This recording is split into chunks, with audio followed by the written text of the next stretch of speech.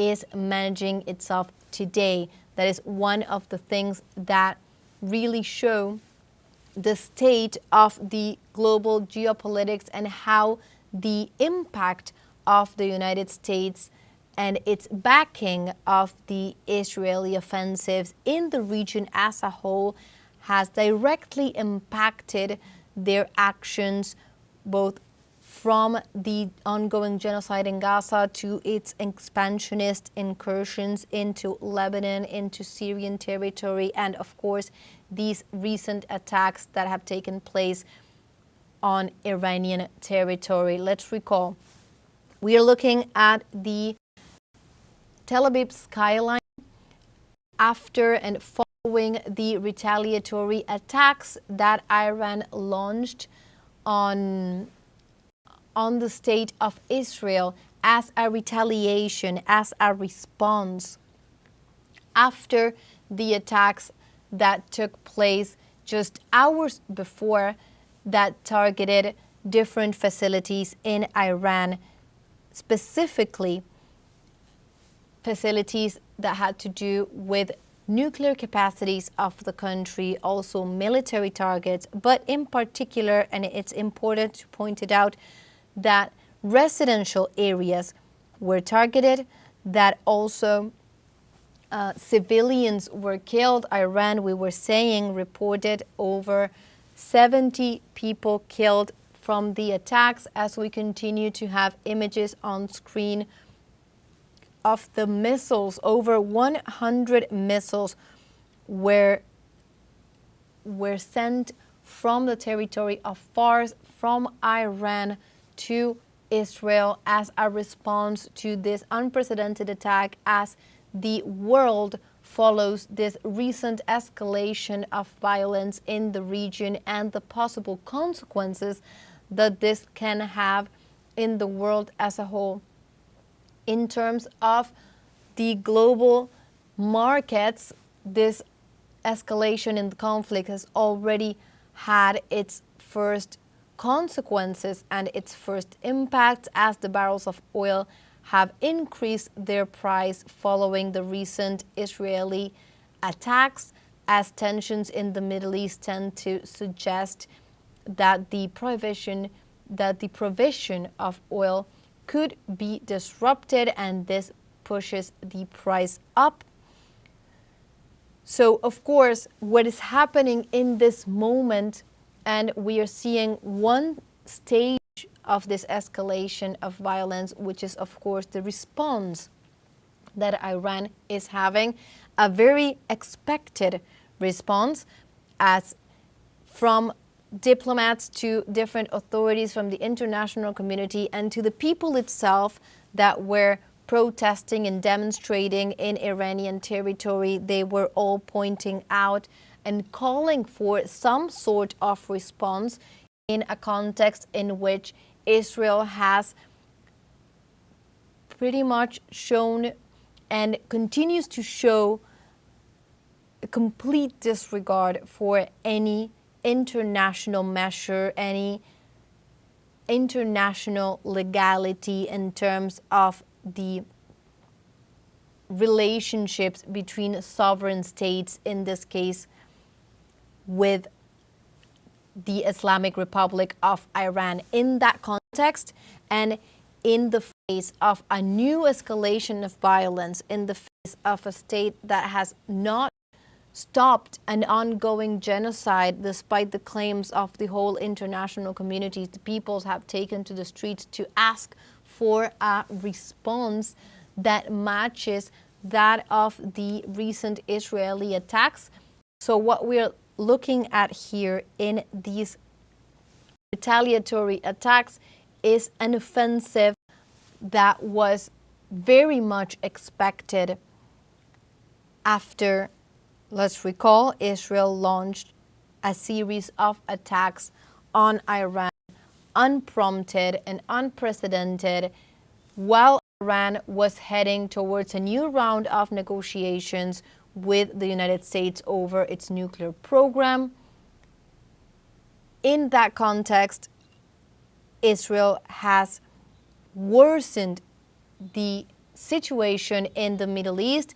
It has worsened the situation with not only in the region, but also in the possibility of reaching a world pact regarding nuclear activity. Iran has maintained its position that it was willing to negotiate as long as their own demands were also taken into account, and not only those of Western powers.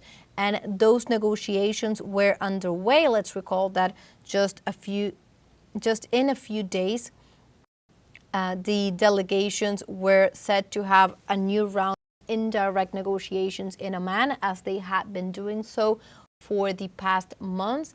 And in that context, this Israeli attack completely disrupts that ongoing negotiation. And one of the things that continue to be on the experts' analysis worldwide has to do with the role that the United States has in this new Israeli aggression. Let's recall that explosions in Tel Aviv were registered, and the sirens have sounded across Israel as Iranian missile attacks were sent in response to Israeli strikes. The Israeli military has continued to launch waves of strikes against Iranian military and nuclear sites, as well as major cities throughout the day. So that means that there is an exchange of fire taking place at the moment, ever since the beginning of this new offensive that Israel launched, announced by its own defense forces and backed by its own Prime Minister Benjamin Netanyahu. Ever since the first strikes were registered, Israel has continued throughout the hours to target different facilities, including and in particular targeting their nuclear capabilities. There are a number at this moment of unconfirmed reports that are appearing in Israeli media following Iran's attacks. For example, the Israel Channel 13 is reporting a fire near Israel's Defense Ministry headquarters in Tel Aviv, while Israel Hayom is reporting rockets fell across 7 areas in central Israel. Let's recall, we're going over and we're bringing the latest information as this is unfolding live through teleSUR English, as we see the response that Iran is carrying out against Israel following the offensive that was unleashed by Israel on Iranian territory just one day ago. Iran's supreme leader Ayatollah Ali Khamenei said in a statement on Friday that Israel initiated a war and said it will not be allowed to do hit-and-run attacks without grave consequences. One of the things that the demonstrations and the people on the streets continue to demand for in this context is that a measure of restraint is put on Israel. A consequence, and those were the words of the supreme leader Ayatollah Ali Khamenei, a consequence was placed for Israel's actions, a consequence that the international community through the United Nations, for example, have not been able to push forward during the past years, as the State of Israel has completely disregarded not only the votings at the United Nations General Assembly, but also the sentences by the ICJ, the International Court of Justice, also the sentences by the ICC, the International Criminal Court. UN agencies that have pointed out to the genocidal actions of Israel and of its main top authorities. However, none of these have appeared to have any effect, direct effect, on the will of the state of Israel, the Zionist state of Israel, that has continued to pursue its attacks on neighboring territories.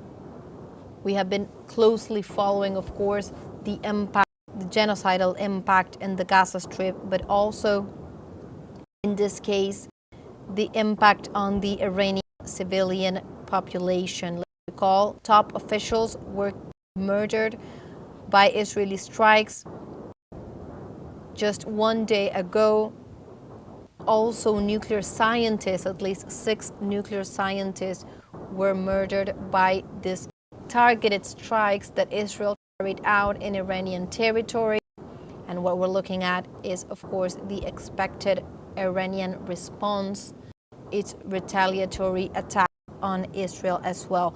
More on the comments that the Ayatollah Ali Khamenei had on Friday following these strikes launched by Israel. He said that the Zionist regime will not remain unscathed from the consequences of its crime. The Iranian nation must be guaranteed that our response will not be half-measured.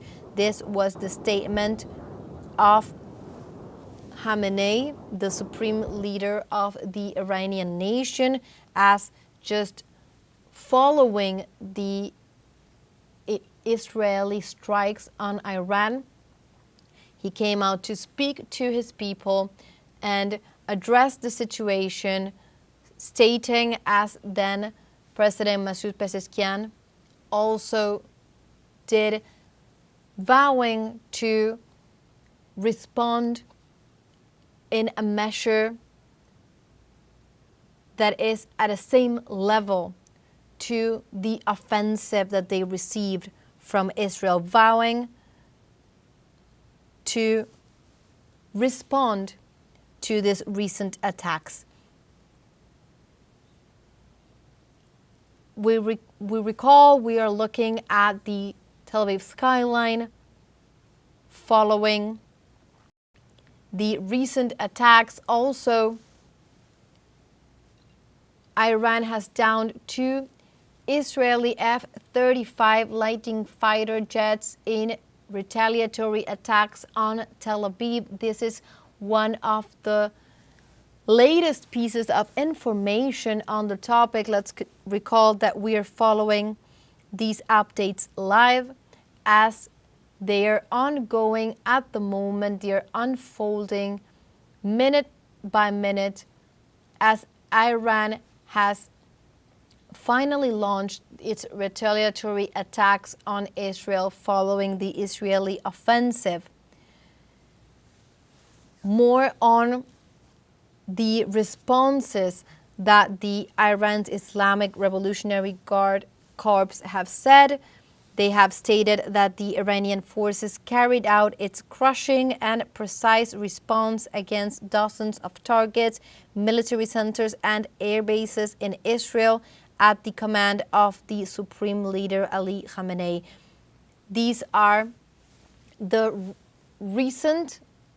most recent statements by the Islamic Revolutionary Guard Corps of Iran. Let's recall that top officials of the corps were murdered in the Israeli offensive that was carried out less than 1 day ago. An Iranian senior official has also spoken to different news outlets and recalled that this retaliation was what the people were asking for in the streets. Also, experts were expecting this series of attacks following the recent offensive sent by Israel onto Iranian territory during early Friday morning, in the very early hours, as these hundreds of targets and explosions across the Iranian territory not only targeted military facilities, nuclear facilities and capabilities, but also nuclear scientists that were murdered, military officials that were murdered, and civilian population. Let's recall that Iran reported over 70 people dead. We are continuing to report on this retaliation attacks that Iran is launching at this moment as we're following this live against Israel. The operation has been called Operation True Promise 3, following the Operation True Promise that came before this one in past exchanges between Iran and Israel as well. Operation True Promise 3, let's recall that it is coming after the attacks, the series of attacks, the offensives that were sent by Israel towards Tehran and that were denounced by Iran also in front of the international community. Let's recall that the Iranian ambassador to the UN has called for a Security Council meeting as well. And in this context, that meant that the recent attacks by Israel were shifting the world, shifting the way in which the world was carrying its course. Let's recall this happens in the context in which Iran was heading towards a new round of indirect negotiations with the United States in terms of its nuclear capabilities. And these negotiations have now been probably disrupted by this unprecedented and unprompted attacks. We continue informing and reporting on this Operation True Promise 3, the retaliatory attacks that Iran has sent against Israel, over 100 missiles from Fars in response to the attacks that Iran received. Let's recall that Iran's Supreme Leader Ayatollah Ali Khamenei had vowed not to let Israel do a hit-and-run attack. That means not to let Israel be able to attack a sovereign state as the state of Iran and continue without consequences. More on these attacks. There were a number of unconfirmed reports appearing in Israeli media that describe to some extent the situation in the state in the context of these retaliatory attacks. For example, Israel's Channel 13 has reported a fire near Israel's Defense Ministry headquarters in Tel Aviv, while Israel Hayom has reported that rockets fell across 7 areas in central Israel. For its part, the Iranian response have stated that the Iranian forces carried out its crushing and precise response against dozens of targets, military centers, and air bases in Israel at the command of the Supreme Leader Ali Khamenei. We continue informing on this ongoing situation. According to Iranian media, there is also a massive explosion in the central city of Isfahan. A massive explosion was heard in Isfahan, a major city in central Iran, in a province that is home to several nuclear facilities. This was alerted by MERS news agency. Just a few minutes ago, a massive explosion was heard in Isfahan. This was reported and is being at the moment reported by MERS news agency. Without further elaboration, let's recall that this is a minute-by-minute development. What we're looking on screen is the skyline of Tel Aviv following the Iran's retaliatory attacks. But at the same moment, Israel has continued its non-stop attacks on Iranian territory since the very early hours of Friday, targeting different facilities, residential areas, and in particular focusing their attacks on Iran's nuclear capabilities. We were recalling before the statements made recently by the head of the International Atomic Organization, Rafael Grossi, who stated that the international agency that regulates all nuclear capabilities around the world, was in direct contact with Iranian authorities regarding the impacts of these attacks on its nuclear facilities. They had been alerted to the impact on different nuclear sites and facilities in Iran, and also of the reports that some of the main ones had suffered impacts inside but showed no contamination on the outside. Regardless, Rafael Grossi had stressed the point that this escalation of violence, and particularly the escalation that targeted the nuclear facilities and capabilities in particular, were of deep concern at a global level, as he stated that the agency had time and time again underscored that nuclear facilities could not be targeted in any context for the serious consequences that this entailed for different, not only civilian communities surrounding those facilities, but also the world and the environment in general, and the disastrous consequences that this could entail. More on the reactions that the Israeli attacks on Iran prompted at a worldwide level.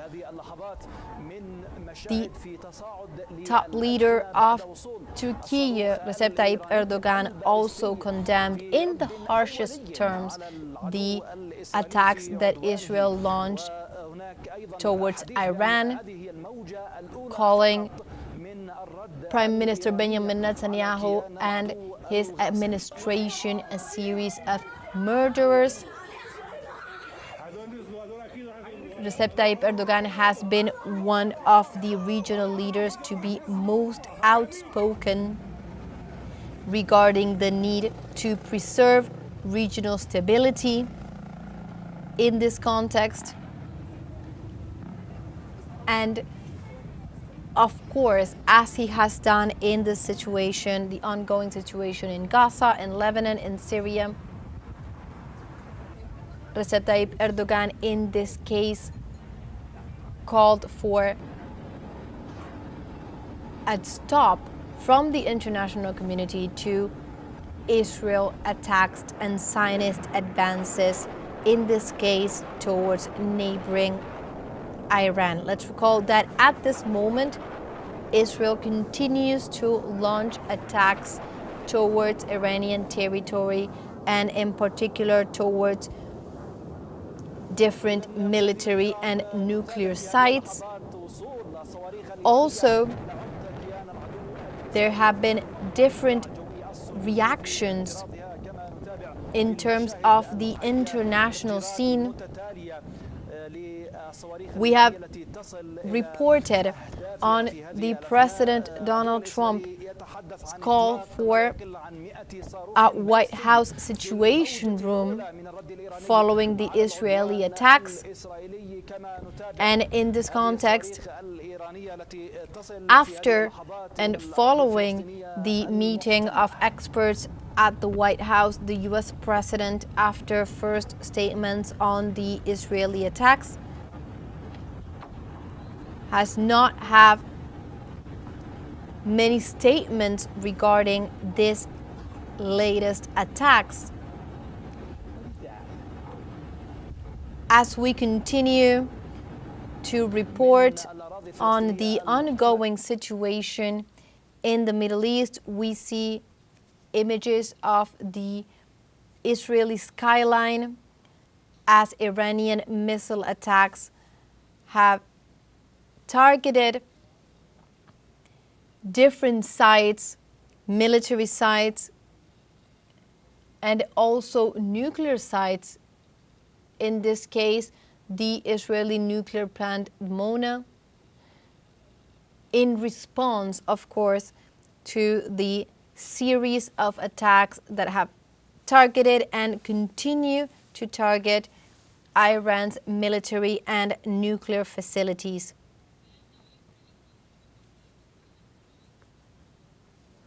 In this context, we continue to see different footage and different news outlets have reported on different situations that are taking place at the moment. For example, a modern apartment has been hit in central Tel Aviv, according to some unverified footage. We are seeing the impacts of the different missiles that Iran has launched, targeting the state of Israel following its latest escalation of violence, its latest operation targeting Iranian territory, its facilities, and its civilian population.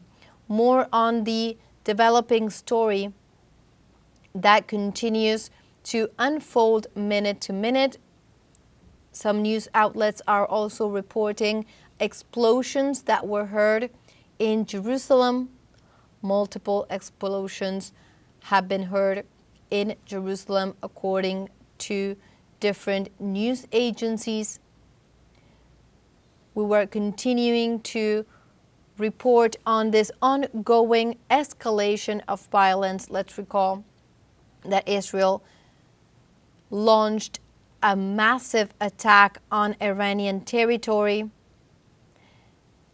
and that was followed by statements of Iranian leaders and Iranian authorities stating that this could not go unresponded. This could not go without any series of retaliation, because it was just another instance of Israeli aggression towards neighboring sovereign states that could not go unresponded. In that context, we see now the retaliatory attacks that are taking place at the moment from, in this case, the skyline of Tel Aviv. Let's recall that explosions in Tel Aviv continue to be reported as the sirens sound across Israel following the Iranian missile attacks that are the retaliatory response to the Israeli offensive. Meanwhile, the Israeli military has continued its wave of strikes. They have not ceased for the moment. Let's recall that they started on the early hours of Friday and have continued. Iran has reported not only the damage to its nuclear facilities, also the impacts on the military facilities as well, also the murder of military top officials and at least 6 nuclear scientists that have been heads of top national agencies regarding Iran's nuclear capabilities. This speaks of the targeted attacks that Israel launched directly on the Iranian nuclear facilities.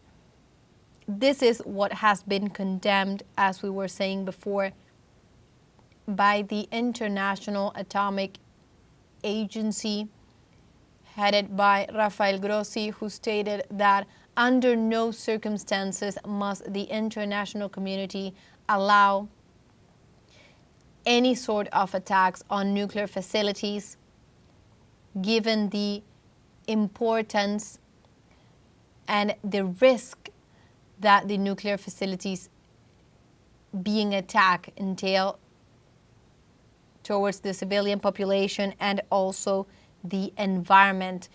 Let's recall that Israel attacked several Iranian nuclear facilities and military sites and carried out assassinations of top military officials and nuclear scientists.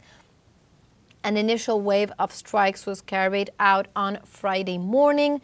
A second separate attack on the city of Tabriz, northwest Iran, was also reported by local media later on Friday. Also on Friday afternoon, the semi-official state media group, the Iranian Fars news agency, reported an unofficial statistic that showed over 70 people had been killed and more than 320 had been injured in Israel's recent attacks. The aggression has led to fears of a wider military conflict in the region, as Tehran promised a harsh response, of course, following the launch of these massive attacks towards its territory. We were recalling before, and we have been following it since it began in teleSUR English. Iranian Supreme Leader Ali Khamenei had warned that Israel faced a bitter and painful fate following the attack. In his statement, he said that by God's will, the powerful hand of the armed forces of the Islamic Republic will not let it go unpunished regarding the recent Israeli strikes in Iranian territory. And we were saying that this comes in a context of the state of Israel continues its massive attacks with complete disregard to any call from the international community in different territories of the region. Of course, the ongoing genocide in the Middle East, but also Lebanon, Syria, and Iran. So in that context, the need to respond and have a retaliatory attack following the operation that was launched by Israel and backed by the statements of the U.S. President Donald Trump. The Israeli Prime Minister Benjamin Netanyahu also said, following the beginning of the Israeli operation, in a pre-recorded message, that the strikes early on Friday were aimed at hurting Iran's nuclear infrastructure and ballistic missile factories. That is what Israel had stated was the objective of the unprecedented and unprompted launch of series of strikes onto Iranian territory. Let's recall some of the targets that Israel attacked in Iran. For example, the capital Tehran and military sites in the surrounding areas, also residential areas in the city. We have seen images of residential buildings that were targeted in Iran. But the capital Tehran was not the only target. The city of Natanz, where explosions were reported at the main uranium enrichment facility. Also the city of Tabriz, where explosions were reported near a nuclear research center and 2 military bases.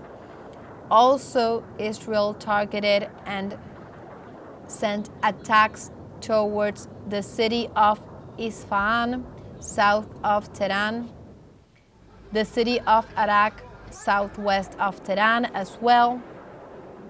Other attacks were focused on the city of Kermanshah, west of Tehran, where an underground facility storing ballistic missiles was hit near the Iraqi border. The images posted on social media showed damaged structures, including residential buildings across the Iranian capital, showing that the Israeli offensive was not only targeting the military facilities and nuclear capabilities, but also residential areas. Later on Friday morning, the Israeli army said it had damaged the Natanz uranium enrichment site's underground structures, including a multi-story enrichment hall with centrifuge, electrical rooms, and additional supporting infrastructure. It added that vital infrastructure at the site that allows for its continuous functioning and the continued advancement of the Iranian regime's project to obtain nuclear weapons was attacked. This was the report that Israel made on its own attacks.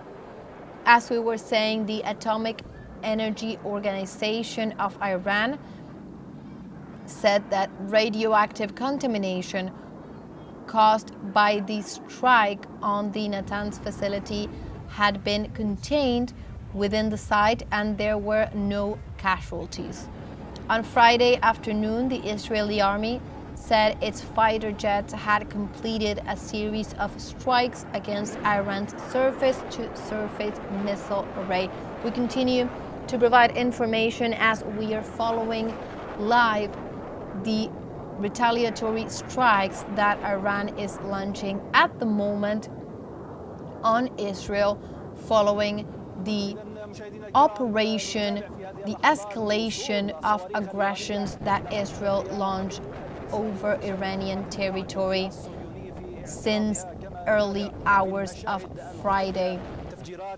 These attacks that we are seeing on screen are a response to those attacks and very much awaited response. As we have been saying, the Ayatollah Ali Khamenei had stated that the attacks on behalf of Israel could not go unpunished. Something similar was said by other Iranian officials and top authorities, as President Masoud Pezeshkian also stated that these attacks were meant to be responded and that a retaliatory attack was underway. Now we are seeing the images. Now we're looking at the images of those retaliatory attacks and the skyline of Tel Aviv.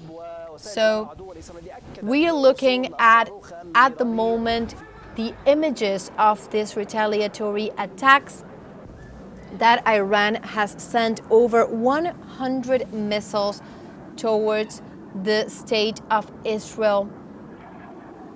And we are looking at that skyline and the impacts of those missiles.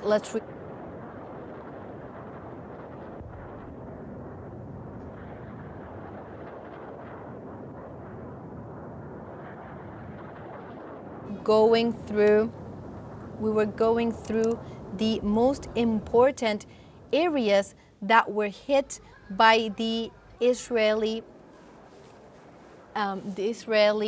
drones and attacks. We were talking about the capital of Iran, Tehran, but also Tabriz and other areas in the central region as well. Let's recall that these Israeli attacks that have prompted this retaliation that we are now looking on screen, as Iran has launched its own series of attacks towards Israel, that the Israeli attacks killed the commander-in-chief of the Islamic Revolutionary Guard Corps, Hossein Salami, of the Iranian military. Those were among the top officials killed by the attacks that Israel launched and towards Iran and towards Iranian territory. This is underway at the moment. We are following it minute by minute. We continue to bring the latest updates as we see the images on screen of the retaliation attacks that are happening at the moment. We were saying it before. The President Masoud Pezeshkian, also the Ayatollah Ali Khamenei, had already promised that this retaliation was coming, and of course also vowing to its own population that the attacks perpetrated in Iranian territory would not go unpunished. That is the explanation of what we are looking at on screen at the moment. Let's recall explosions in Tel Aviv and sirens sounding across Israel as Iranian missile attacks were sent in response to the Israeli strikes that began very early on Friday morning and have continued their attacks throughout the day, and also continue at this moment. We were reporting that different news outlets were talking about, for example, explosions heard in Jerusalem as one of the most recent attacks. Also, the footage that emerged from site of impact in different sites of Tel Aviv as well. We were also reporting, for example, the aggressions have continued in different parts of the territory. The aggressions are both ways at this moment, as explosions are being registered both in Iran and in Israel as well. We continue to follow on screen and bring the latest updates. What we're looking at are images from Tel Aviv. We were talking also about the reactions that brought about the attacks, the reactions from U.S. authorities. At the very first moment following the attacks, U.S. Secretary of State Marco Rubio stated that the United States was not involved in this launch of attacks at all. He also described this series of attacks as one way and unilateral. However, President Trump then praised the attacks and also stated that the United States was ready to defend itself and its ally Israel as well, in a contradicting position between the claims of the U.S. President Donald Trump and the diplomatic stance that the country maintains in front of the international community. Experts are debating on the true role of the United States in this series of escalations that Israel has been pushing forward in the region. All of this in the midst of the recent negotiations. Let's recall that Iran and the United States were holding their negotiations regarding a possible nuclear deal. They were holding indirect rounds of negotiations in Oman. The next one was coming in just a few days, and in that context, these attacks perpetrated by Israel in Iran that particularly focus Iran's nuclear capability have disrupted this process of reapproachment, this process of negotiation. We're looking at images from Tel Aviv following these retaliatory attacks that Iran has launched. Also, we continue to report as sirens continue to sound in Israel, and also the United States president, we were saying, had different reactions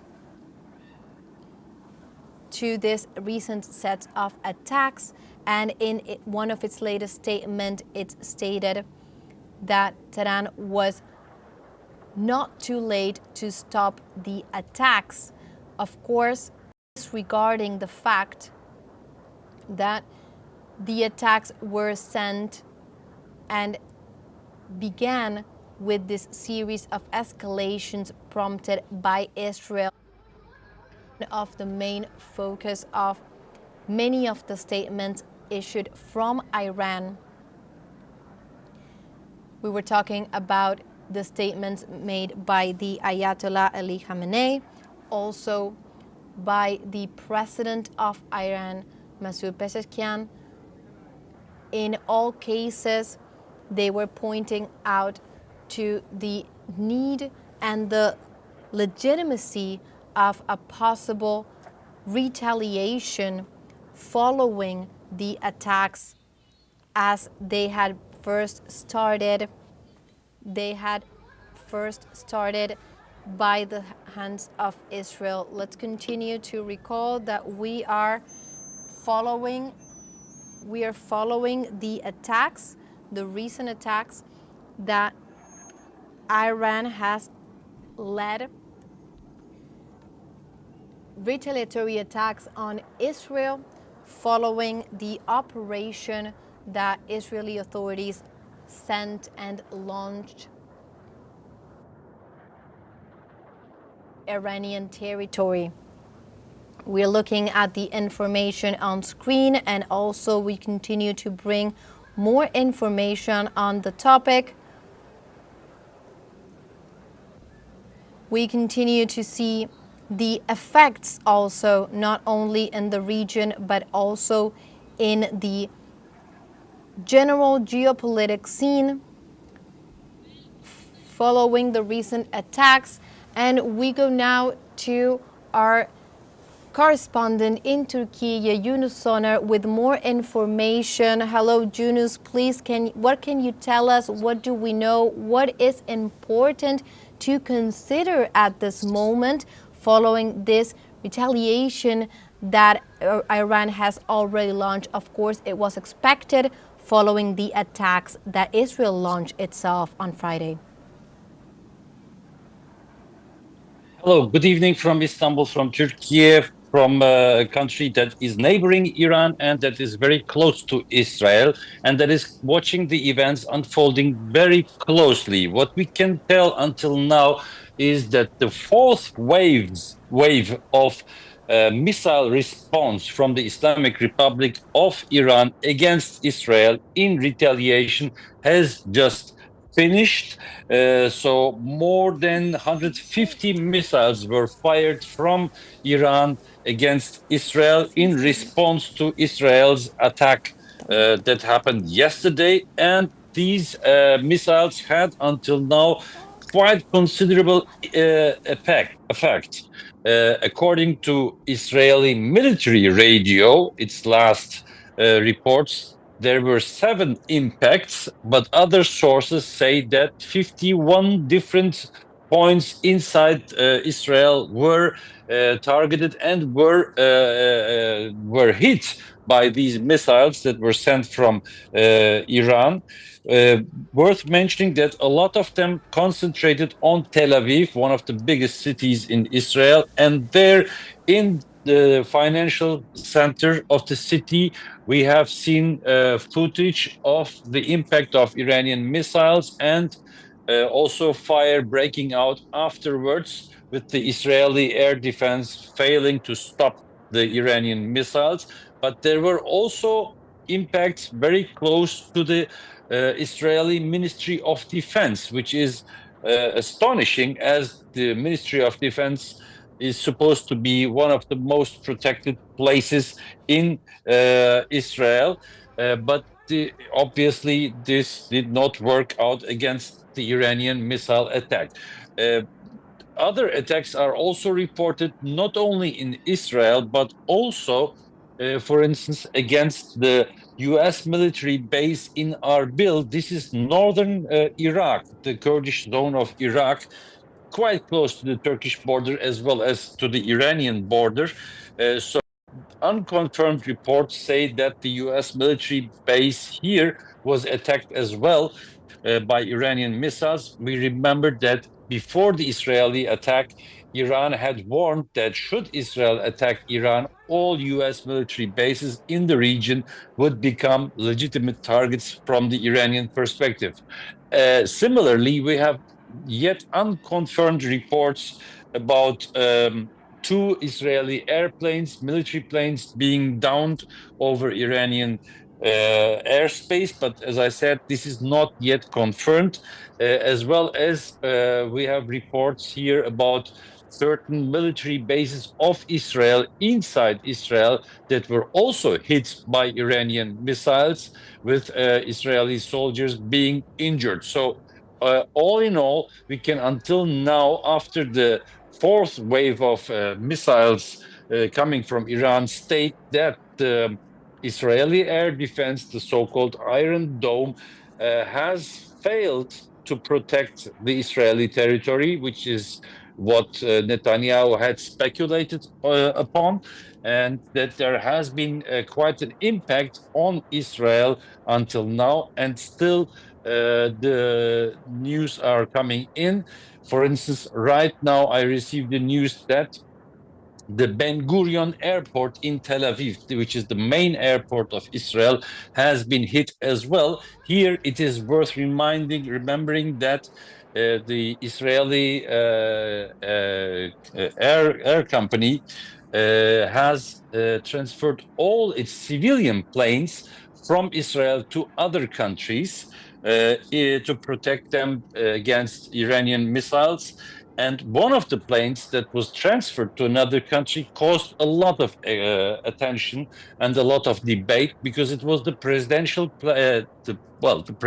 plane of Benjamin Netanyahu that was transferred to Athens, Greece, which caused both a debate inside Israel as well as in Greece, because a lot of politicians in Greece objected to offer a safe harbor for Benjamin Netanyahu's airplane, prime minister's airplane, which is, I think, a 747 or 787, quite a big plane, actually. So right now we are observing a lot of impact inside Israel, and also here in Turkey we observe quite a discussion flaming up, because Turkey obviously and clearly condemned Israel's attack against Iran. It said the presidency said that this is a provocation against the regional peace and against regional stability. But moreover, for instance, the chairman of the National Action Party, which is the coalition party of President Recep Tayyip Erdogan, Devlet Bahçeli, the chairman of that party, he demanded even considering military steps against Israel, saying that after Iran, Turkey would be the next target of Israel anyhow. And here also several columnists close to the government in pro-government newspapers brought in ideas such as deploying the fleet, the military, the naval fleet, and other measures of military limiting against Israel.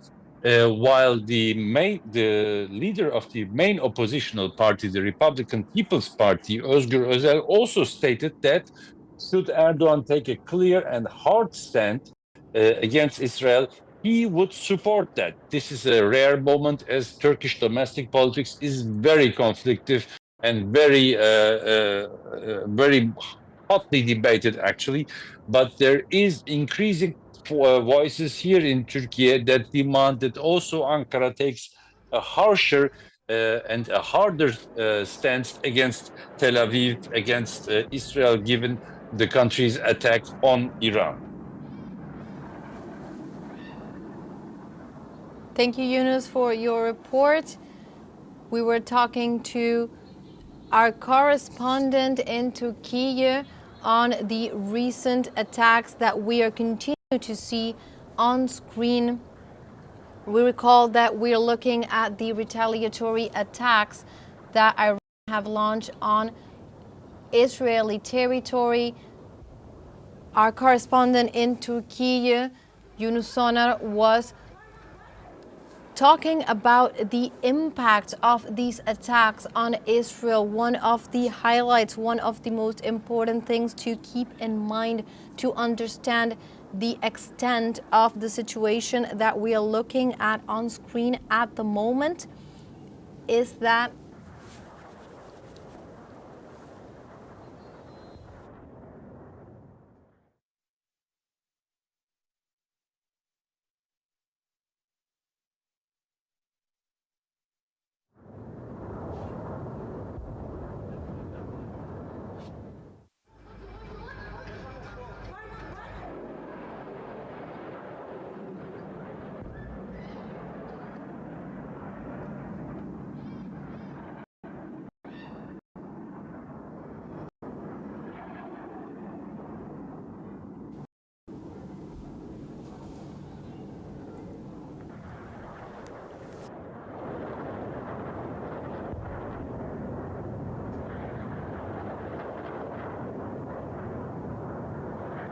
looking at Iran's retaliatory attacks on Israeli territory. On screen, we continue to look at the impact of these attacks. In this case, in the skyline of Tel Aviv, we're just contacting our correspondent Yunus Soner as he told us the impact of these attacks in the city. For example, the fact that the anti-missile protective measures of Israel had failed, according to the reports of damages on different key sectors, for example, those regarding and close to the security forces. In that case, the impact of the Iranian missiles have shown that they were able to penetrate the system of Israel that the Zionist regime has in place, and one of its most important defensive systems. Key to understand the role and also the potential capabilities of what the state of Israel means in the region in these retaliatory attacks that Iran is heading at the moment. The fact that missiles have been able to penetrate those anti-missile defense systems and have been able to make impact and cause damage on the facilities of Israel speak to the importance and relevance of these retaliatory attacks. More on what has happened during the past minutes.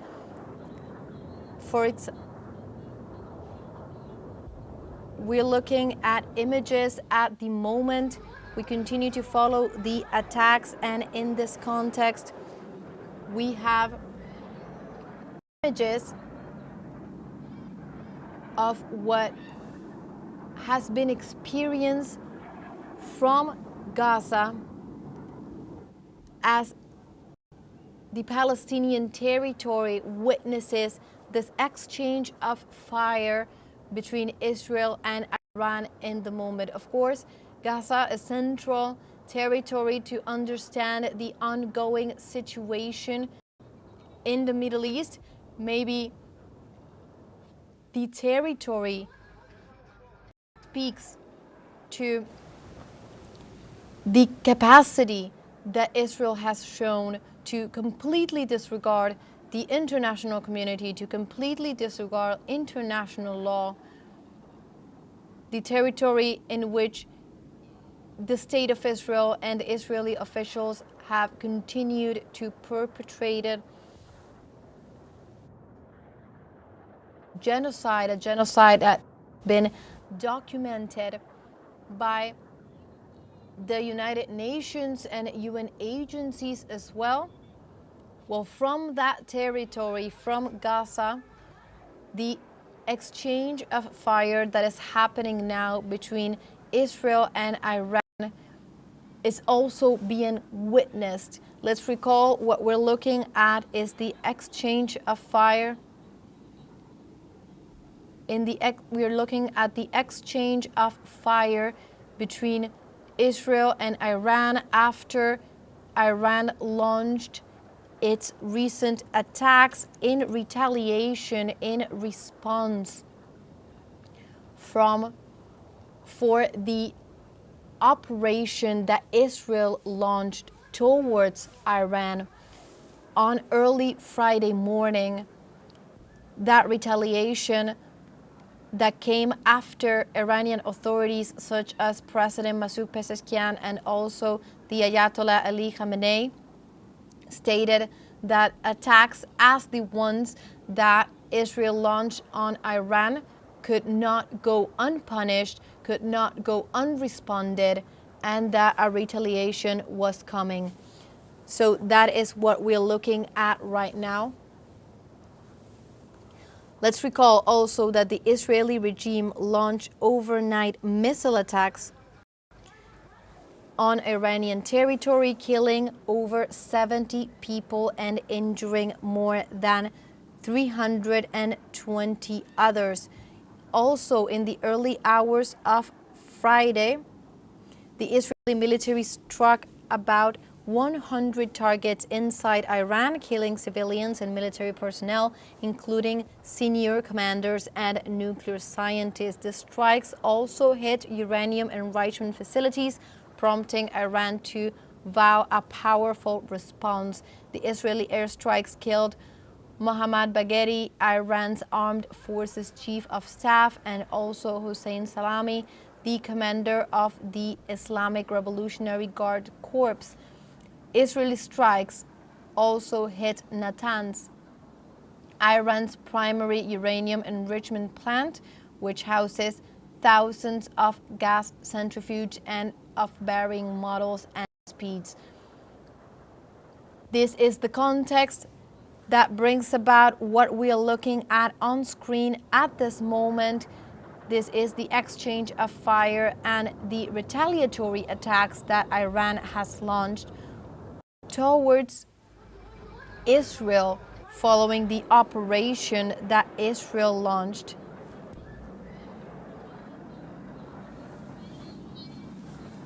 We continue to analyze and go deeper into this situation that is unfolding in the Middle East.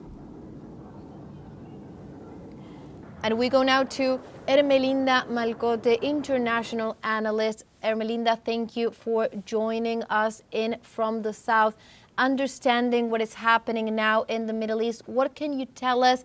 What is important to keep in mind as we see these attacks unfolding at the moment? I think the main characteristic of the attack is the objective, and the objective is to strike down the Iranian revolution, the Islamic revolution of Iran. They will tell that it's a retaliation war, that it is against the nuclear facilities of Iran. The main object is to take down the Islamic revolution. So the next days and next week will be absolutely essential to see if the people will go in support of their revolution. We have seen manifestation on the streets, people going out in support of the revolution. So I think that it's a good sign, but really what is at stake is taking down the Islamic revolution, which is a really great anti-imperialist force in the region. Ermelinda, just going outside the region for a minute, how does this impact the rest of the world? There's been a lot of speculation about the role that the United States is playing. Also, some contradicting statements between Marco Rubio and Donald Trump regarding their position on these recent attacks in Israel. How do you see this taking place at a wider level? Well, on the side of the United States, effectively, there has been some contradiction on the state. For example, if we remember that when Mike Waltz, the head of the national security, he has discussions with Israel in he wanted to help them to make strikes and against Iran. And when Trump discovered it, he moved him to the United Nations. So it was a way of saying, no, we are not going that way. But then Trump has a very wicked way of seeing what is a negotiation. And he actually believes that striking Iran is a way of giving more force to the Israel and the United States sides on the negotiation. It's completely untrue, and it's a complete misreading of the negotiation and the way Iran acts in the region. So we are on the side of the United States with some contradiction inside, but we have seen also Donald Trump on Fox News today saying that United States will help Israel in case of Iran retaliation, which would obviously occur, and it has already begun. So United States will be involved in that war. They always are involved in war. The Ukraine war is almost finishing, so I think that they are just following to the next one, which is Iran. On the part of the European country, they will probably follow the United States. And what is to see is the reaction of the BRICS countries, because I believe that everybody wants to see what happened with the Islamic Revolution and to see that it has the force to endure what will happen on one side. And the third element is the regional aspects. So we have seen countries like Saudi Arabia, Qatar, and other countries condemning the strikes. So there are, we can see the efforts, the diplomatic efforts of the Iranian Revolution having results, and they have the support, at least at the diplomatic level, of the regional countries. Also, Pakistan has been strongly condemning the strikes. So this is what is on the picture today. Now, Ermelinda, this is not the first time that Israel and Iran are exchanging direct fire. Also not the first time since the beginning of the ongoing genocide in Gaza. Is this one different in any way? What should we expect in the coming days? Is this the beginning of a new stage of the conflict in the Middle East? Yes, I think it's the beginning of a new stage.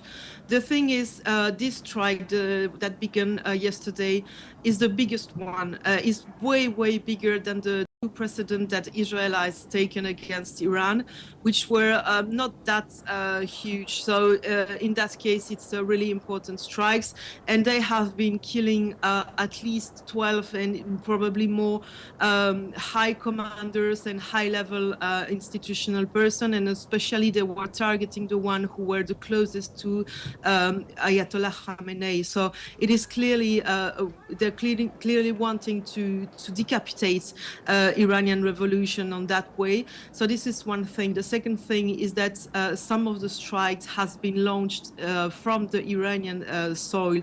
So we have seen, for example, with the assassination of Ismail Haniyeh on the day of Pezeshkian became president and the official day, but this is way bigger. So bigger strikes and some strikes inside from inside the Iranian territory.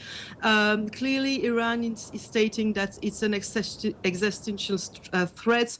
So they really feel that it's not only some kind of pressure, but really they want to end with the Islamic Revolution, and they understood it. And of course, a lot of the analysis has to do with the capacity that Iran now has to retaliate and to respond and to defend itself. And one of our correspondents was just telling us about the impact that the Iranian attacks are having on some key areas in Israel, meaning that they were able to overcome Israel's famous anti-missile system. How are you seeing, how are you evaluating these Iranian attacks in terms of the impact that they may have in Israel?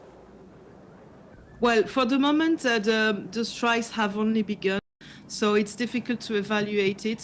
What we know is that Iranians have hypersonic missiles, which no a battery of anti-aerial battery defense can stop. So they have an advantage of that on that level. They also have another advantage is that Israel is called one single bomb country, so it's easy to destroy because it's very small, while Iran is like the size of Colombia. It's a very big country. So this is on the side of Iran.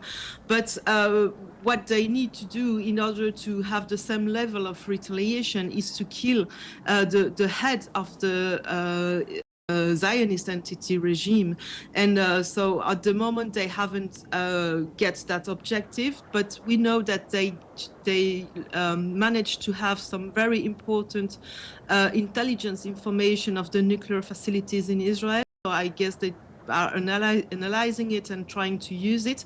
Also, Iran has some kind of strategic depth in the sense that the axis of resistance is acting on behalf, not on behalf of Iran, but supporting Iran because they have a common project, a common anti-imperialist project. So you have Yemen. Also, we have seen some drone strike from the Islamic resistance in Iraq. Maybe Hezbollah will be involved, but they have been also really greatly damaged by the Zionist entity. But they have that strategic depth. So the big question also would be, will the United States be involved in the conflict? Donald Trump says one thing and the contrary of it in the same sentence, said that he will help Israel, but would they follow in that help, and what would be the importance of the United States strikes, or even would they strike? We don't know yet. But what has to be recalled is that Iran has begun its strike. It's still not on the same level of what has the damages that has been imposed to the Iranian revolution, and we will see on the next days what would happen. Israel is aiming to prolong the war. They have in 14 days. I don't know if they have the military capacity to do it because they are on the multiple fronts, but it's only the beginning, I guess. And Ermelinda, just one more question to further understand the situation. What you were saying was very clear to understand some of the main points at stake here. What is the role of the international community or the international organization in all of this? We have seen an escalation after escalation of violence and no calls, no General Assembly votings. We were also hearing before today from Rafael Grossi from the International Atomic Energy saying that no nuclear facilities should be ever targeted. And of course, that is completely the opposite of what Israel has done. And there seems to be no consequence or no real effect that those organizations can have on the matter. What do you see the international organizations are able to do in the coming days or in the coming years with this escalation of violence? Well, we have to understand that the international institutions represent the force correlation, and of course, the imperialist countries, as United States at the head of them, are really powerful in those institutions. So, of course, the Security Council of the United Nations will be discussing the case. They will maybe take a decision, but it would not change anything. We know that, for example, the United Nations has been voting against the blockade to Cuba since so many decades, and it hasn't changed a thing. So international institutions are interesting because it permits to Iran to have a voice, to have discussions, to its diplomacy, but on the concrete actions would have known. So what we are to expect is a new kind of national and international stabilization of it. And we know that Russia, China has been greatly evolving in the force they can develop in the international relations.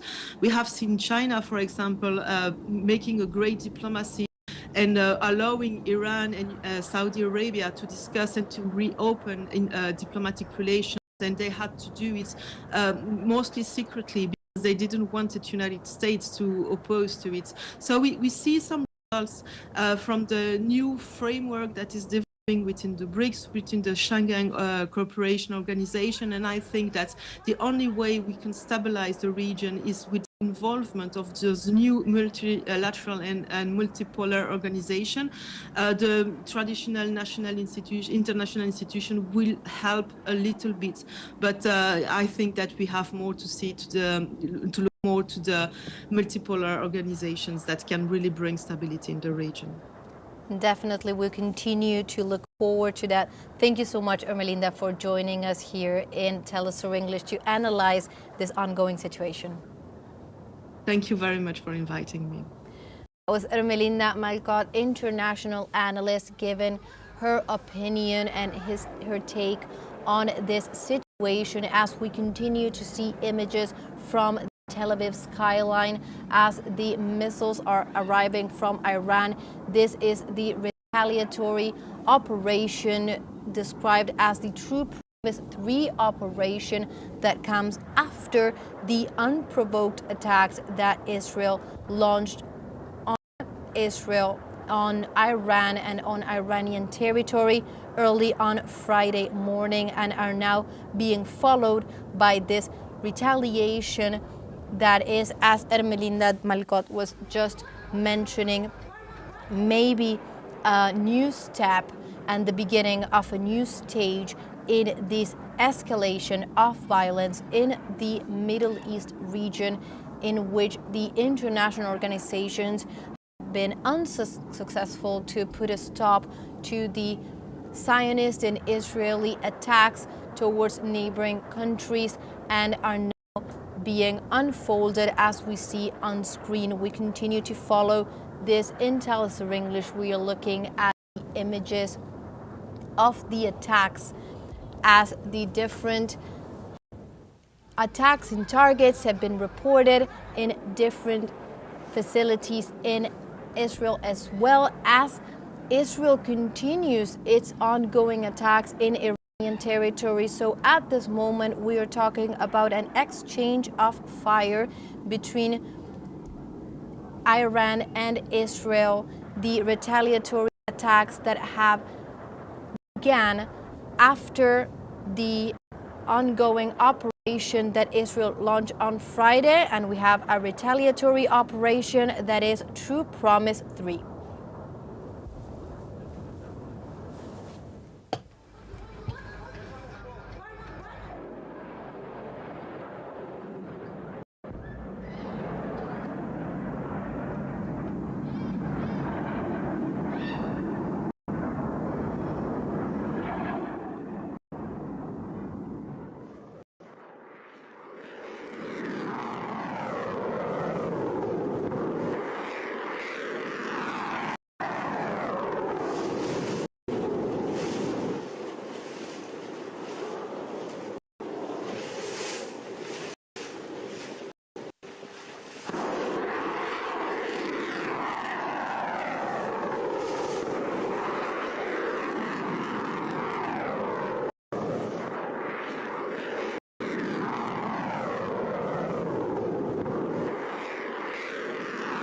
Bringing you all the latest informations at this hour of the escalation of tensions that are coming on the news at this moment from the Middle East after the escalation of tensions after the attacks perpetrated by Israel towards Iran earlier on Friday, an attack that has been continued for the couple of hours that followed that first attack, also with a retaliatory action from the government of Iran towards Israel.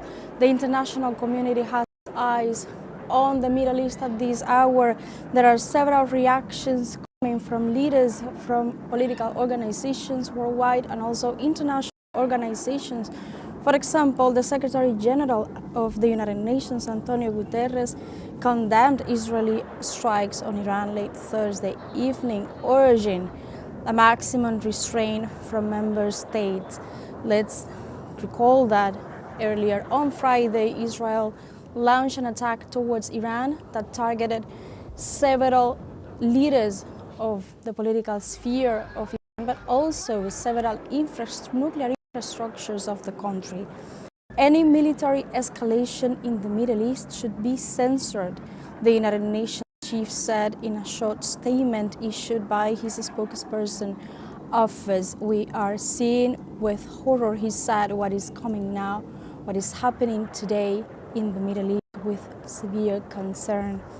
He is particularly concerned, the spokesperson of the United Nations said, regarding the statement of Antonio Guterres by Israeli attacks on nuclear installations in Iran, while talks between Iran and the United States on the status of Iran's nuclear program are underway, said Farhan Haq, who is the deputy spokesperson for the Secretary General.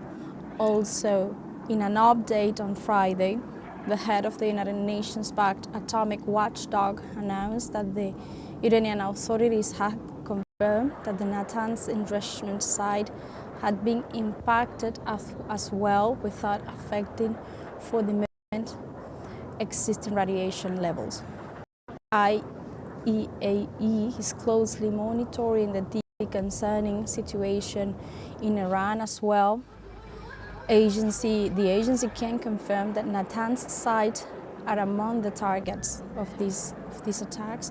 The agency is in contact with Iranian authorities. This was a statement released by this agency regarding radiation levels. Also, we are in contact with our inspectors in the country, the organization said. The Iranian Nuclear Safety Authorities also reported the Isfahan and Fordow sites were not impacted in early Friday. However, we have seen how the impact of missiles have been non-stop for the past almost 20 hours. Let's recall that the Israeli regime launched overnight missile attacks on Iranian territory that killed over 70 people so far and injured more than 320 as well. In the early hours of Friday, also the Israeli military struck about 100 targets inside Iran, killing civilians, killing military personnel, including senior commanders, including nuclear scientists. Strikes also hit Iranian enrichment facilities, prompting Iran to vow a powerful response.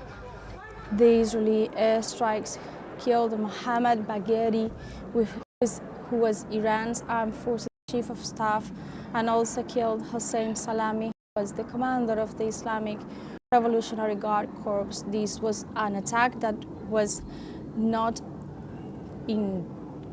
that saw and had the idea to target political figures of the country and also to damage civilians and to damage the nuclear infrastructure of the country amid a process of negotiations that were being carried out between the United States and Iran in an attempt to reach a nuclear deal between both countries. Let's recall that also Ali Shamdani was murdered, who is one of the country's most senior security officials and a close aide to the supreme leader Ali Khamenei. Dozens of other targets in and also around Tehran were hit by warplanes. cities and across the capital, buildings were burning with gaping blackened holes and also were floods and existed hours before. Israel has said the attacks were just the opening salvo of a much broader offensive which could continue for days or even weeks. That's according to the government of the Zionist regime of Benjamin Netanyahu. Thousands of Iranians are taken to the streets in protest, taken to the streets of Tehran and other cities following these Israeli strikes that killed Mohammad Bagheri, Iran's armed forces chief of staff, and also Hussein Salami, who was the commander of the Islamic Revolutionary Guard Corps. Demonstrators carried traits of Salami, also carried nuclear scientist Mohammed Mehdi Terashi's pictures, he was also killed during these first actions against Iran.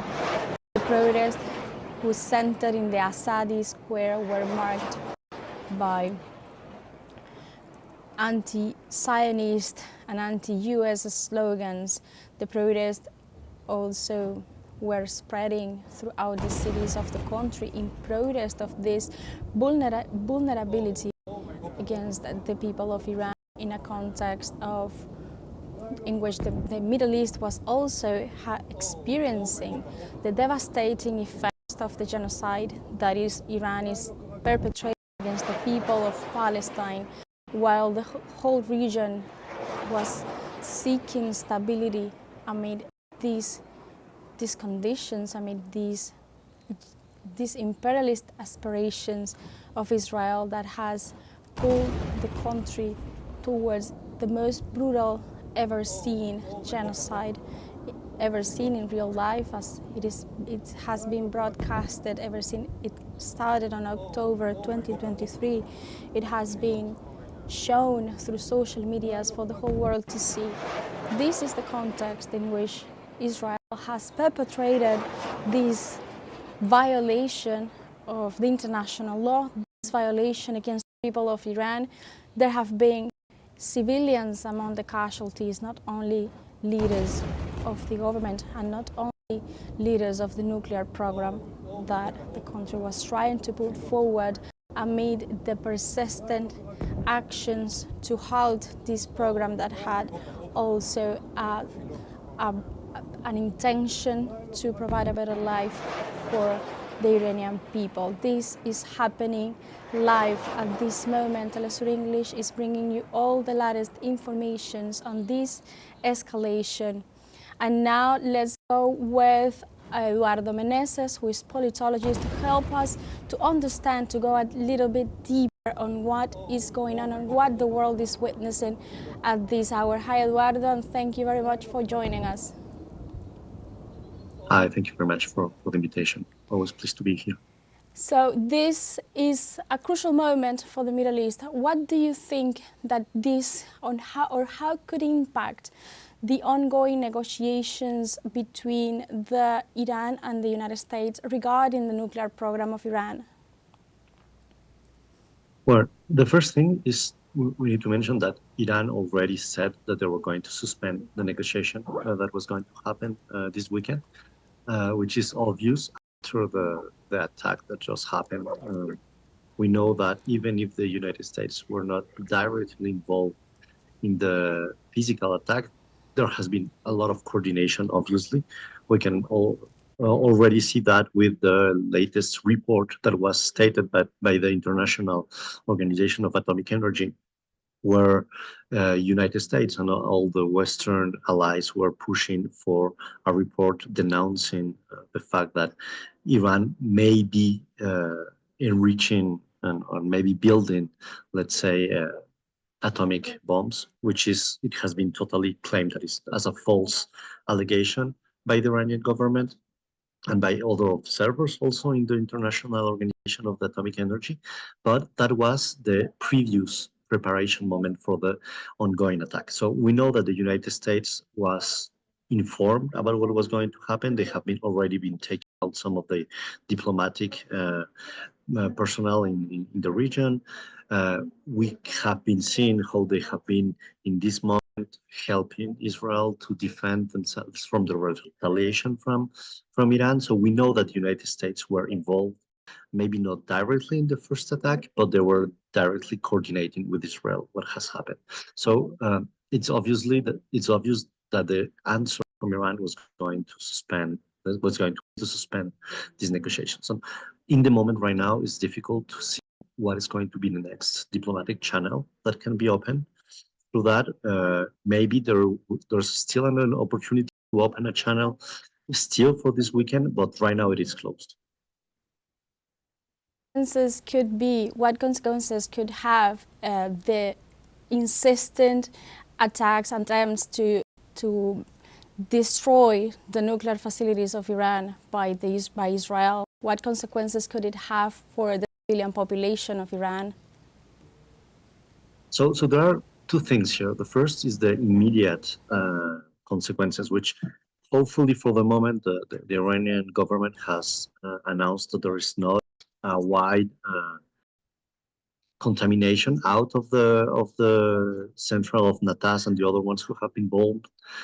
There are signs of contamination inside some of those facilities, which is not directly nuclear waste, but it is other types of radial, let's say, contamination, which can be manageable till now. But definitely there's a big risk because Israel has been announcing that there's going to be a continuous attack. It's not just something that stopped right now. As you all have been seeing, the Prime Minister Netanyahu was calling citizens in Iran to rebel against the government, saying that the worst is still to come, that they're going to continue attacking. So there's a big, enormous risk on the strategy that is the criminal strategy that is being held by Israel. I say criminal because it is totally in violation of international law to attack nuclear facilities, even if those are not. I mean, mainly because those are not military facilities, but there are civilian facilities only based on energy production. And in fact, this is a huge risk for the Iranian population, but also putting all of us at risk because it is the first time that we are seeing the direct attack and totally approved by a government in this scale against nuclear facilities, which in the context of the growing military tensions in the world is putting everyone of us at risk because suddenly what has been till now been let out of the conflict in a direct way, like nuclear facilities, are now being transformed into direct military targets.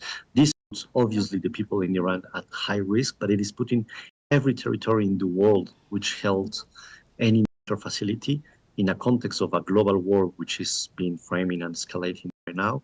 It is putting everyone at risk. And all of us, we know that a tragic incident nuclear facility can put in risk whole regions without only a scale of local or national scales, but really regional scales. We have already seen that in Chernobyl. We have seen already in Japan when there was the tsunami.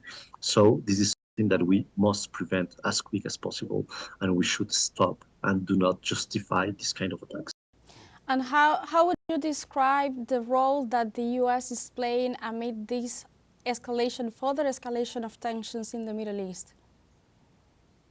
I mean, it is obviously that the ones who are coordinating and even preparing those attacks are the United States. We know that the President Trump made a Twitter this morning saying that he was the one who gave an ultimatum to the Iranian government in order to sign the new conditions of a non-proliferation treaty. It's not a non-proliferation of weapons, obviously, for the United States. The United States do not want Israel to have atomic energy at all, even if it's civilian. And he was clearly saying from this morning that he was the one who gave the ultimatum of 60 days to sign it, and they didn't sign it. So now it was the 61st day. That's why this attack was. So it's obviously that the United States was behind and coordinating this attack, but also this has been a constant strategy from the United States. We know that the hegemonic power of the United States is being diluted day by day. The United States is they are losing their hegemonic figure globally against new economic powers like China, like Russia, even the potential of Iran and other countries. And the only way they have found out to stop this this lose of hegemonic power has been war. It is not something that has been a continuous U.S. strategy during the last decades. And unfortunately, the external policy right now and the military policy of the United States is to continue in this direction. We have seen this in three different fronts in the world. The first one is against Russia. The other one is against Iran, and we know that the support that the U.S. has given to Israel in the ongoing genocide in Palestine is exactly in this sense: is to prepare the front, the military front against Iran, and the other one is against China, and we can already see how United States they are preparing themselves for this direct front against China. They have already been announcing what are the plans for the next 2-3 years on preparing military this attack and this confrontation against China. So this is a historic trend that the U.S. diplomacy is following the last decades, and in fact, this is because this is the only way that the United States can try to maintain themselves in an hegemonic power while they are losing in the economic, cultural influence in all the world.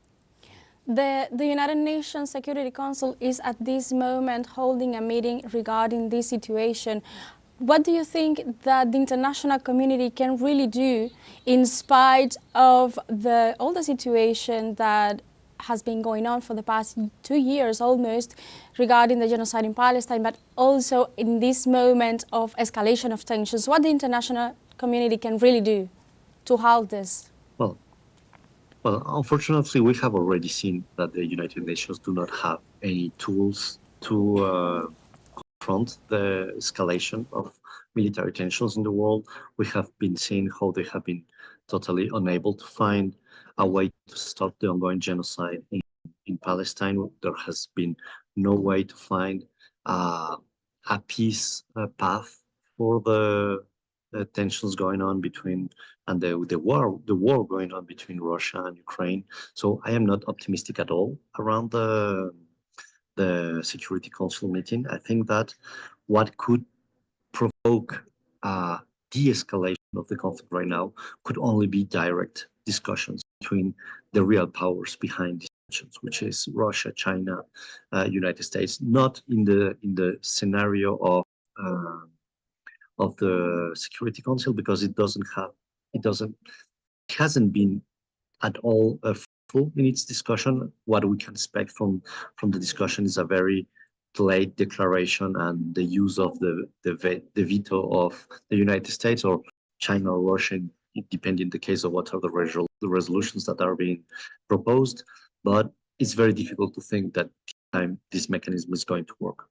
Unfortunately, when we don't have diplomatic channels like the UN properly working, what is the only thing left is the negotiations of the armed powers in the world, which in this moment is China, Russia, United States, some of the European countries, and only direct diplomatic channels are the ones who are going to be effective right now.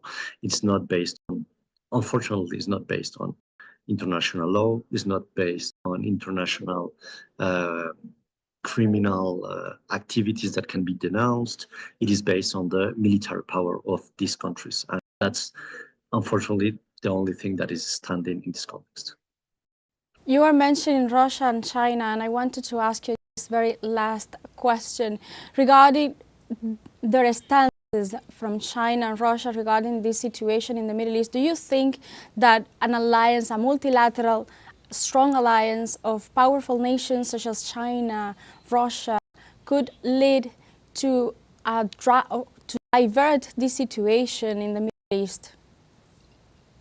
Well, unfortunately, what I would say is that, in fact, it is whether the United States want it or not, what they are doing in terms of sanctions against Russia and sanctions against Iran and the willing of reactivating some of those sanctions against Iran, what is going to provoke as a direct consequence is going to be the fact that those countries are going to get closer and closer, and with China. We already have been seeing that in many aspects, in terms of economic aspects, in terms of energetic aspects, in terms of military collaboration. And in fact, when we do not have proper diplomatic channels like the UN, when the UN not at all, it doesn't have the legitimacy anymore to be positioned as the place where those diplomatic discussions can happen. Hopefully it would be true, but it is not the case right now. What is going to happen is that the real discussion is going to be between these military powers of each of those blocks. The bloc that you're mentioning between Russia, China, and Iran is already being reinforced day by day, and it is being reinforced not only because they are asking for the respect of international law and international legislation ruling what a country can do or not do in military contexts, but also because the sanctions from the United States, the unilateral sanctions, are economically having this effect. So this is going to happen. What needs to be seen now is how much this confrontation between economic, cultural, and military, mainly power right now, is able to reach non-escalation point, or at the contrary, is going to open a much deeper escalation, which could be a disaster for the global peace. Thank you, Eduardo, for your time hearing from the South and help you go into deep on this escalation of tensions in the Middle East. Thank you very much for the invitation.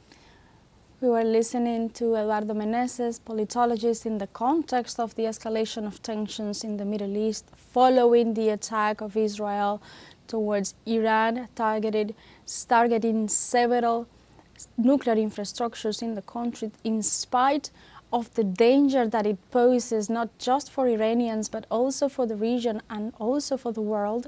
What is happening today in the Middle East is of grave concern for the entire humanity, in a way in which the Zionist regime of Benjamin Netanyahu is performing these criminal actions against a nation, also against the people of Palestine. Also, we saw it against the people of Lebanon. We've seen how Israel is acting with total impunity in spite of the insistent calls from the international community to halt this nonsense, these violent events against the people of Iran, against the people of Palestine, against the people of the Middle East. Nothing appears to be capable of halting this wave of violence in the Middle East. Let's recall that this is taking place almost 20 hours after the first Israeli attacks towards the Iranian capital of Tehran, where over 70 people were killed, where over 320 people were injured also in this attack. This happened in the early hours of Friday, where the Israeli military struck about 100 targets inside Iran, killing civilians as well, killing military personnel, including senior commanders, including nuclear scientists. This is of great concern for the international community, as, for example, the United Nations Security Council is holding a meeting at this moment to assess what is happening at this moment in the Middle East. It was not enough with the horrendous genocide that Israel is perpetrating and its military forces are perpetrating against the people of Palestine, against the people of the Gaza Strip. But now we are seeing with despair how the civilian population is having the most extent of the consequences of these violent events that are taking place against their nation, against their people, against their capital and cities. Israel assured early on Friday that these attacks were just the opening salvo of a much broader offensive which could continue for days, he said, and he urged as well that the Israeli people, civilians, needed to seek for shelter for a couple of days. Also, let's recall that thousands of Iranian people are also taken to the streets in Tehran and other cities following the Israeli strikes, and also to condemn the killing of Mohammad Bagheri, Iran's armed forces chief of staff, also Hossein Salami, the commander of the Islamic Revolutionary Guard Corps. Demonstrators carried portraits of Salami and also nuclear scientist Mohammad Bagheri. They are vowing that the blood of our martyrs will not be forgotten, and also Iranian state media and religious leaders are calling these assassinations a declaration of war. As we mentioned, at this moment, the United Nations Security Council is holding a special meeting to assess what is going on at this moment in the Middle East. We're bringing you live images of this meeting that seeks to find ways to search for solutions, for peaceful solutions to what is going on in the Middle East at this moment, which is of great concern for the entire community, the entire international community at this moment. Earlier today, even the United Nations Secretary General Antonio Guterres condemned categorically Israeli strikes in Iran and also urged maximum restraint from member states. The head of the United Nations-backed atomic watchdog also offered statements regarding the nefarious attacks that Israel is performing against Iranian nuclear facilities in the country. The United Nations Secretary General assured that any military escalation in the Middle East should be censored. Also, in an update, the head of the United Nations-backed atomic watchdog made a warning on how important it is for Israel to halt all attacks against nuclear facilities in Iran, given the enormous consequences that it could have for Iranians, for the health of the civil population, and also for the region and the world as well. This development is deeply concerning, according to Rafael Grossi, who is the head of the International Atomic Energy Agency of the United Nations. At this moment, we are seeing this is a special meeting of the United Nations Security Council that is addressing the consequences, the nefarious consequences that this attack is having on the world, a news that has impacted many people in the Middle East especially, but also the whole world is seeing with concern what is taking place, how the escalation is unfolding in the Middle East, how there are already civilian casualties in this confrontation, also a confrontation that also had the retaliatory attacks of Iran. Iran's Islamic Revolutionary Guard Corps said that Iranian forces carried out precise response against dozens of targets, against military centers, and also against air bases in Israel. Let's highlight that the U.S. is playing a key role in this conflict. It is prompting as well the escalation of tensions in the Middle East. The U.S. military has helped shoot down Iranian missiles that were headed towards Israel, according to U.S. officials. The officials said fighter jets and warships had not been used so far, but both U.S. Air Force fighter aircraft and also destroyer-based missile defenses have been intercepting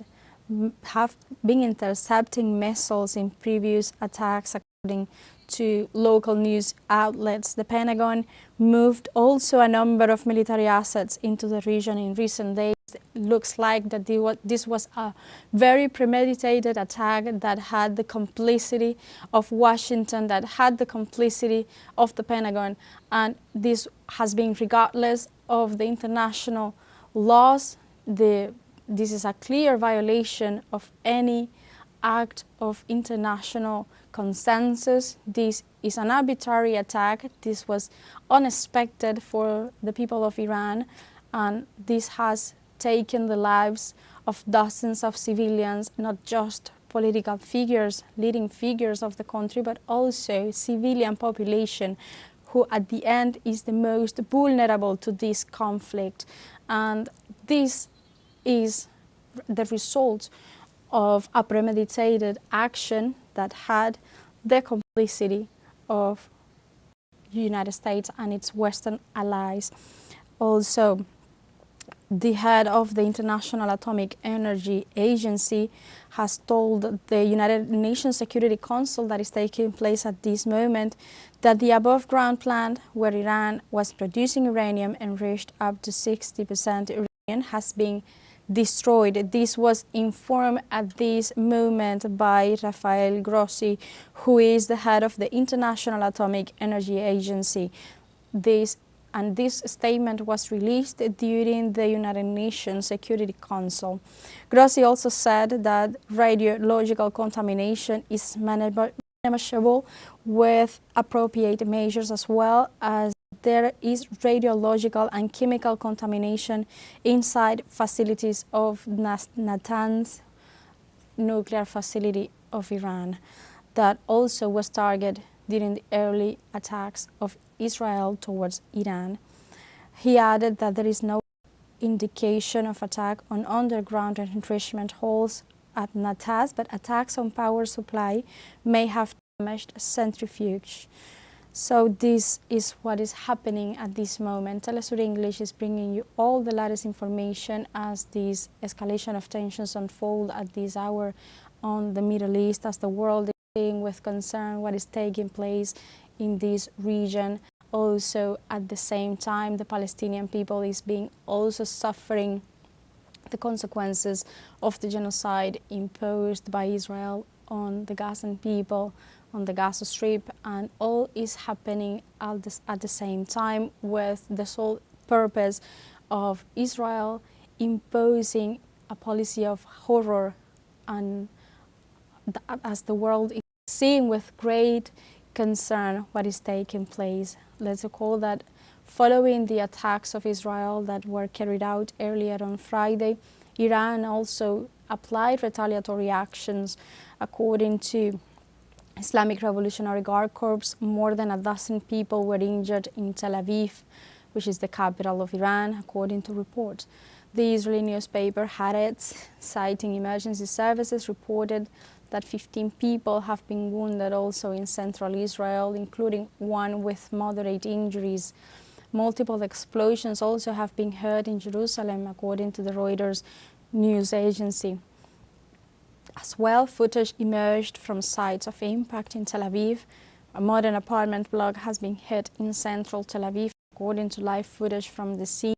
Fires still appear to be raging inside some of the apartments, with smoke billowing from the building. Another residential building next to the apartment block also appears to have suffered significant damage, with windows blown out and pieces of twisted metal hanging from its interior. According to news media outlets, Keir Starmer and Donald Trump, Keir Starmer, who is UK's Prime Minister, and Donald Trump, who is the President of the United States, they both held a phone call on Friday, during which they agreed that the mounting conflict between Iran and Israel should be resolved by diplomacy. That's what they are saying. However, the US is providing help, military aid to Israel, while performing this criminal action against the Iranian people. Iran's airspace also will remain closed until Saturday, after Israel launched this large-scale attack that hit also multiple cities, according to state media. According to the official IRNA news agency, the Civil Aviation Organization has announced in aviation notices that the country's airspace will be closed until tomorrow, Saturday. This is another latest news on the matter.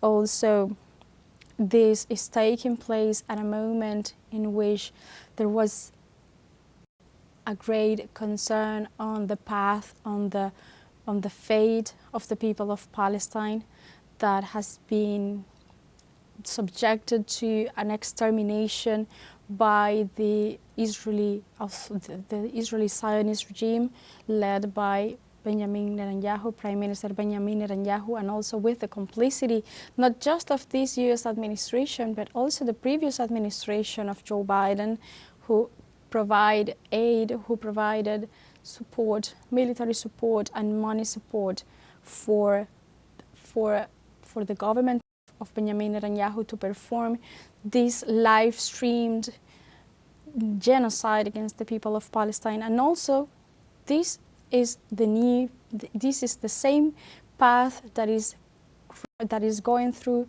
the new president of the United States, Donald Trump, is following.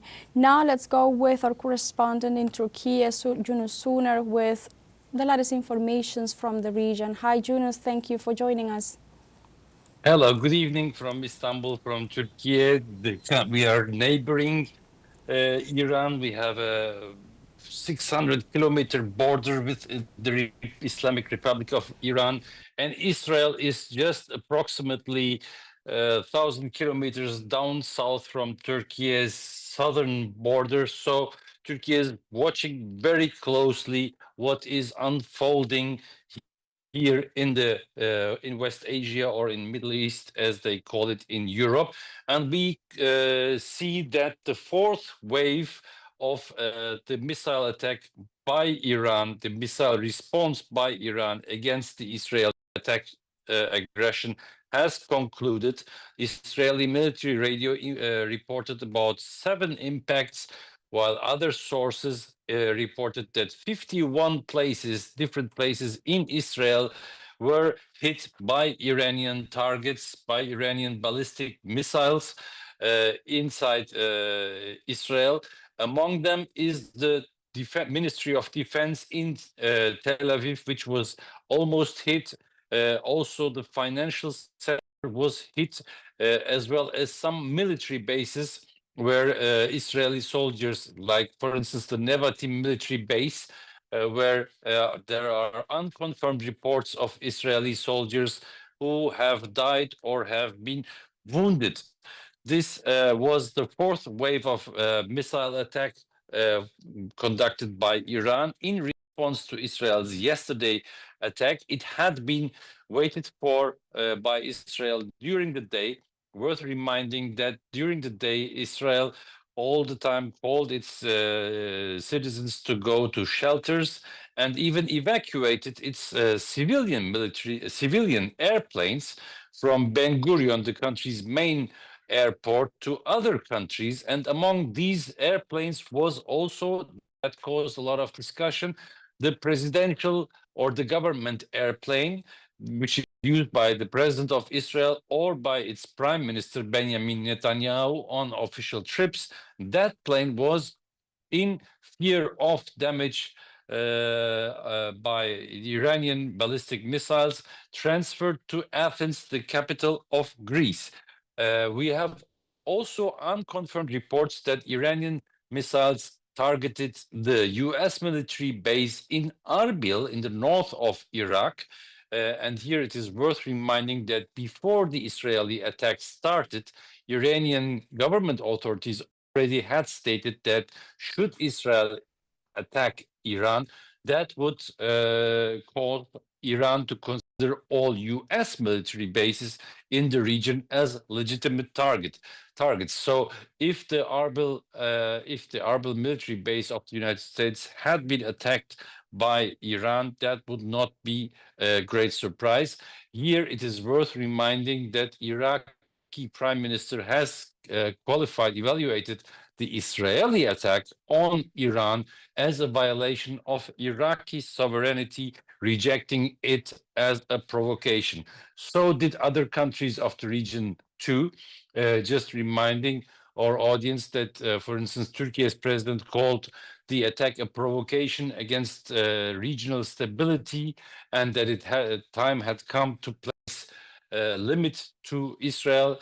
Similarly, Saudi Arabia's foreign ministry declared itself in solidarity with that's worth emphasizing, brotherly Republic of Iran.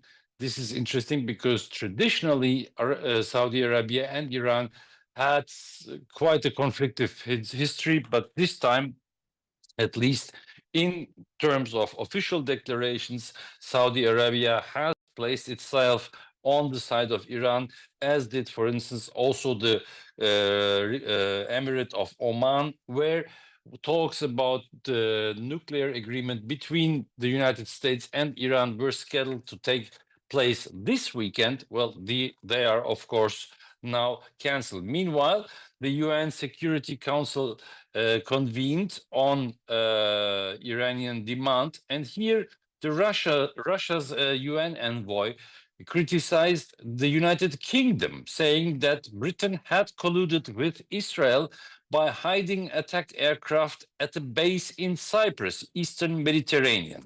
And the envoy also said that the United States bears responsibility for the escalation resulting from its withdrawal from the JCPOA, the previous agreement that Barack Obama had achieved with the Iranian Republic. Now, Russia also, the Russian President Vladimir Putin has called both countries, Israel's and Iran's leaders today, and offered his mediation, but results remain to be seen.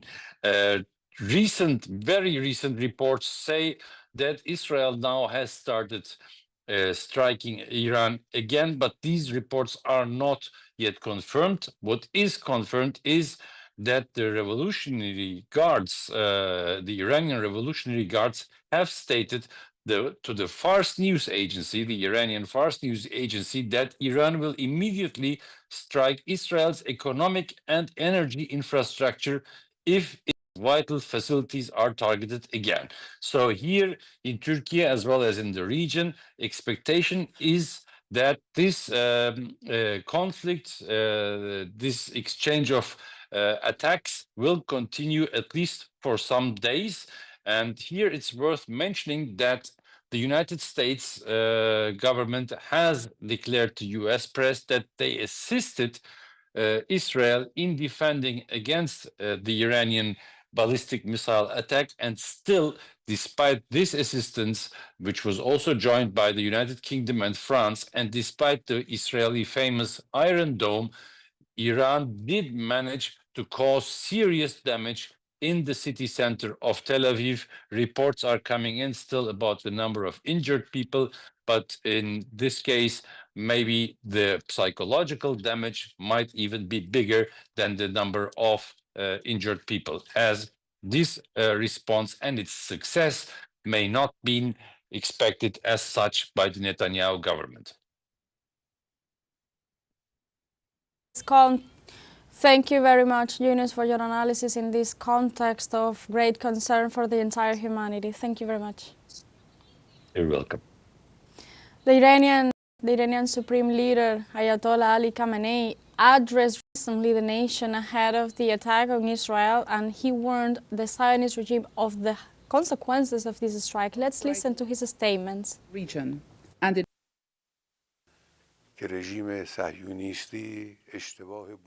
The Zionist regime has made a great mistake, a great failure, a blunder whose consequences will lead it to ruin. So help it God.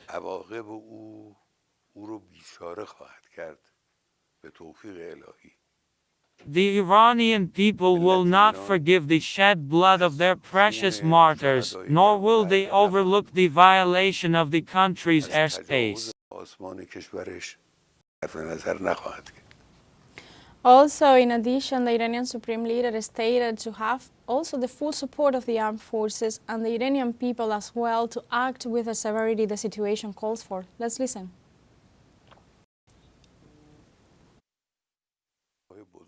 The Zionist regime has made a great mistake, a great failure, a blunder whose consequences will lead it to ruin. So help it God.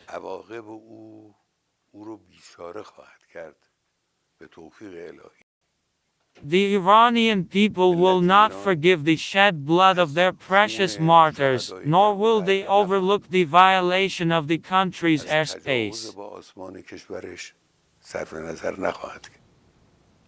Well, these were the words of the Iranian Supreme Leader Ayatollah Ali Khamenei on the context of this escalation of tensions, of this brutal attack suffered by the country by the Zionist forces earlier on Friday. This is all that is taking place at this moment, at this hour on the Middle East. We're seeing in your screens the impact of missiles and a spot of the retaliatory attacks that Iran performed on Israel following the first violent actions of Israel on the country earlier on Friday, where over 70 people were killed and also more than 320 were injured in Iran following these events. We've been bringing you all the latest information as they unfold throughout the day on this crucial and historic moment for the region in which Israel is performing this brutal, violent policy against the countries of the region, in which also the rest of the region is following closely, as our correspondent in Turkey mentioned. The whole region is watching with concern what is taking place with total impunity by the Zionist regime of Israel. The United Nations Security Council is holding also a special meeting regarding this situation. The UK Foreign Secretary David Lammy also said he spoke with his Iranian counterpart Abbas Araghchi on Friday to urge restraint. Also, the Keir Starmer and Donald Trump held a phone conversation on Friday to call for a diplomatic way to solve the crisis. However, the U.S. has been a complicit in this situation. The U.S. military is helping Israel to shooting down Iranian missiles, according to U.S. officials themselves. The U.S. military has helped shoot down the Iranian missiles that were headed towards Israel, according to an official statement from the Pentagon. The officials said fighter jets and warships are there close by Israel, but hasn't been used yet. Also, U.S. Air Force fighter aircraft and destroyer-based missile defenses have intercepted missiles in previous attacks. The Pentagon moved a number of military assets into the region in recent days, including Navy destroyers to be positioned off the Israeli coast to help shoot down missiles and other aerial attacks suspected. Also, the head of this is taking place at a moment in which Israel is trying basically to target economic facilities and nuclear facilities in the country. This poses a great threat for the entire civil society of Iran, but also the neighboring countries and also the whole humanity who is seeing and following closely all the events that are taking place at this moment. In this context in which several nuclear facilities of the country have been targeted, let's recall that the head of the International Atomic Energy Agency, Rafael Grossi, spoke at the United Nations Security Council at this hour and said that the above-ground plant where Iran was producing uranium enriched up to 60% uranium has been destroyed. Also, Grossi mentioned that radiological contamination is at this moment manageable with appropriate measures, as well as there is radiological and chemical contamination inside facilities at NATS. As several of our interviewers, as our correspondent has mentioned, and as the whole world can see, this is a very dangerous moment in which Israel has its efforts focused on destroying the nuclear power of Iran in an attempt to undermine the negotiations that were taking place between the United States and Israel and Iran in this matter. In this context, also the Iranian Supreme Leader Ayatollah Ali Khamenei stated to have the full support of the people of Iran, the full support of the armed forces to act with the severity this situation calls for. Let's listen.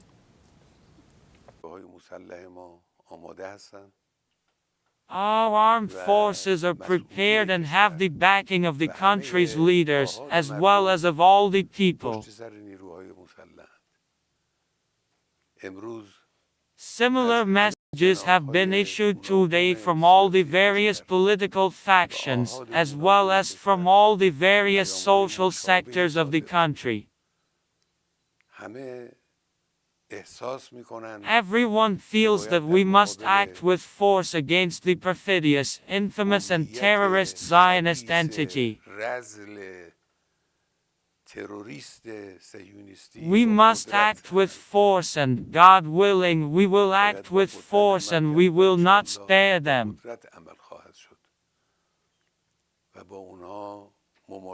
Life will be bitter for them without a doubt.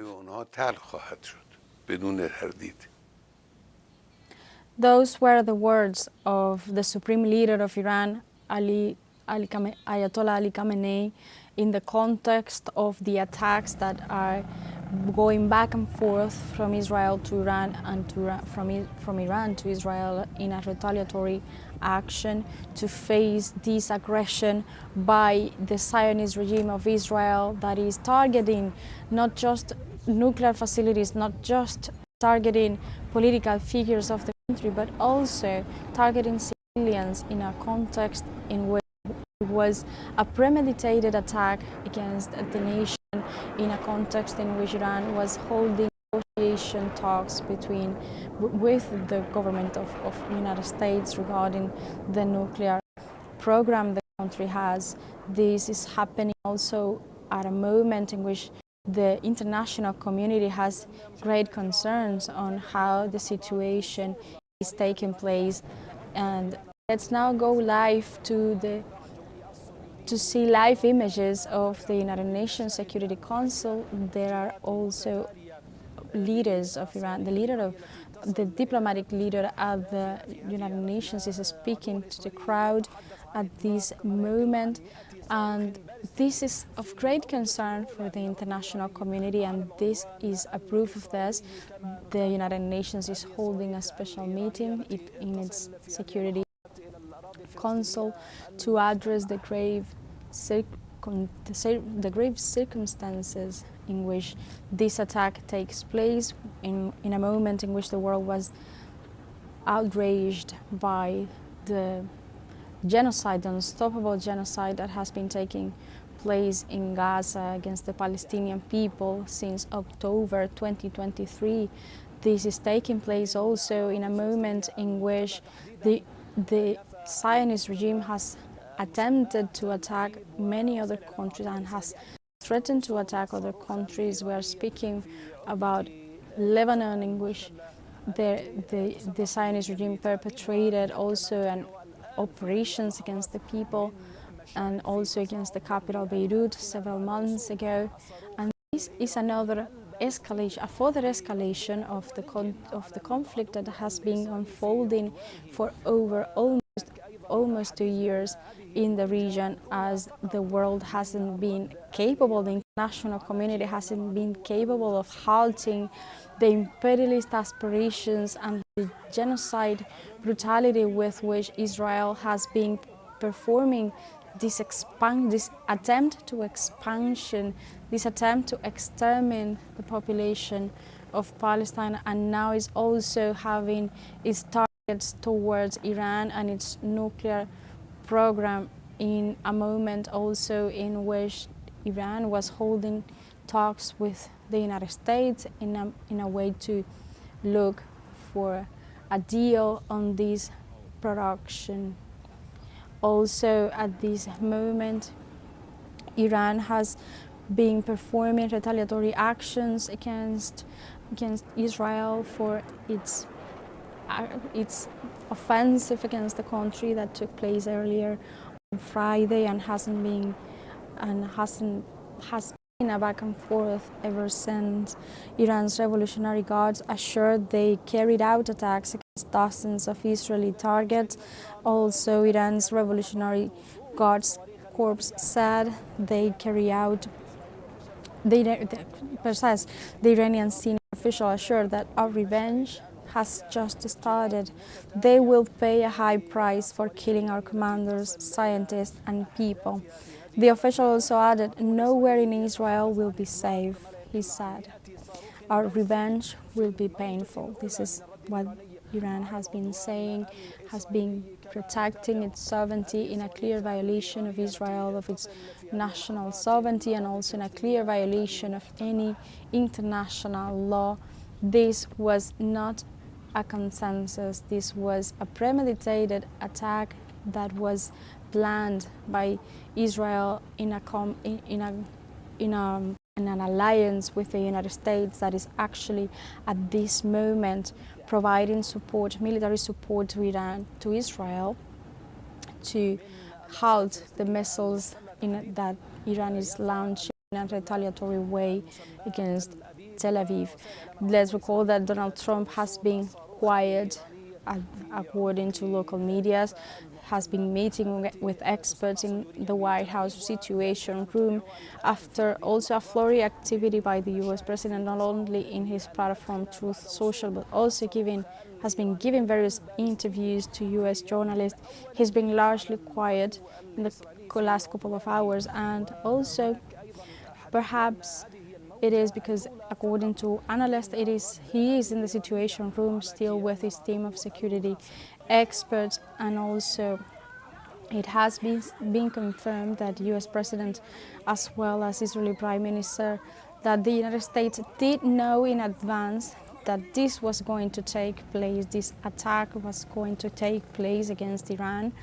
And on Friday, the United States repositioned two warships to locations nearer to Israel as regional tensions escalated following Israeli airstrikes against Iran. Now let's see more live images of the United Nations Security Council that is at this moment, the diplomat representative of Israel is speaking to the quorum of the United Nations Security Council regarding this attack that Israel has perpetrated against Iran in the early hours of Friday, June 13th. And this is taking place at this hour. teleSUR English is bringing you all the latest updates on this matter. The Security Council is holding meetings regarding the impact that it has had on the international community, this brutal attack that has been taking place on the region, and also that could mean a further escalation that could last for a couple of days perhaps in a retaliatory way, with missiles going back and forth.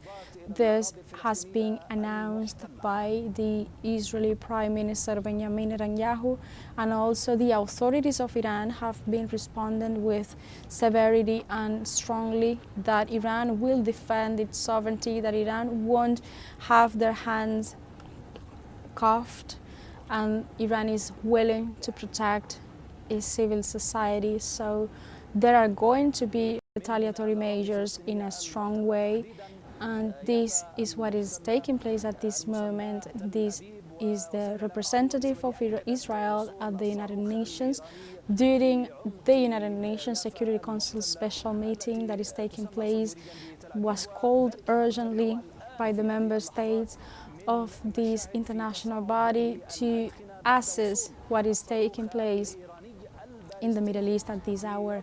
And teleSUR English is bringing you all the latest information. This is Israel diplomat representative at the United Nations. Israel is perhaps explaining why they decided to launch this attack. However, the real intentions that lie behind this decision is the imperialist aspirations of the one that is on the leading figure of the country, Benjamin Netanyahu, that, as the world has been seeing, is acting with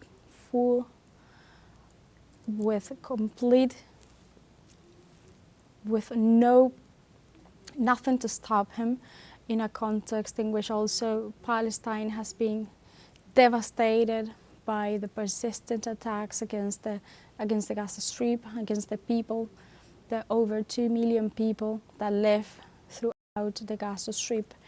This is what is taking place at this moment. Let's recall that Iran's President Masoud Pezeshkian assured earlier today this barbaric act that violated all international commitments confirmed the criminal nature of the illegitimate Zionist regime that has based its existence on occupation, on aggression, and on killing children.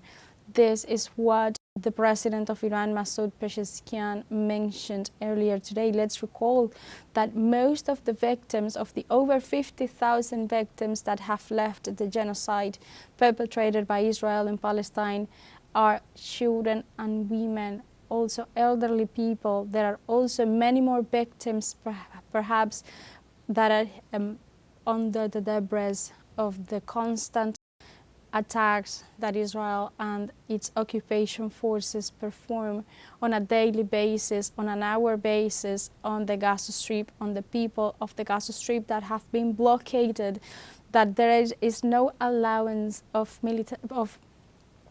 aid to go into the Gaza Strip to provide aid for the people who are in need, also who lack of medicines, who lack of food, in a territory that most of the care centers, the healthcare centers are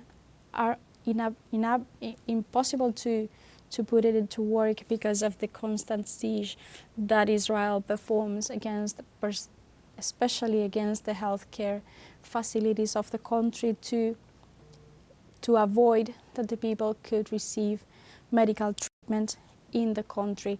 This is happening today in the Middle East. Let's recall that earlier today, the Israeli regime launched overnight missiles attacks on Iranian territory, killing over 70 people, injuring more than 320, in which also nuclear facilities were targeted, political leaders were targeted, civilians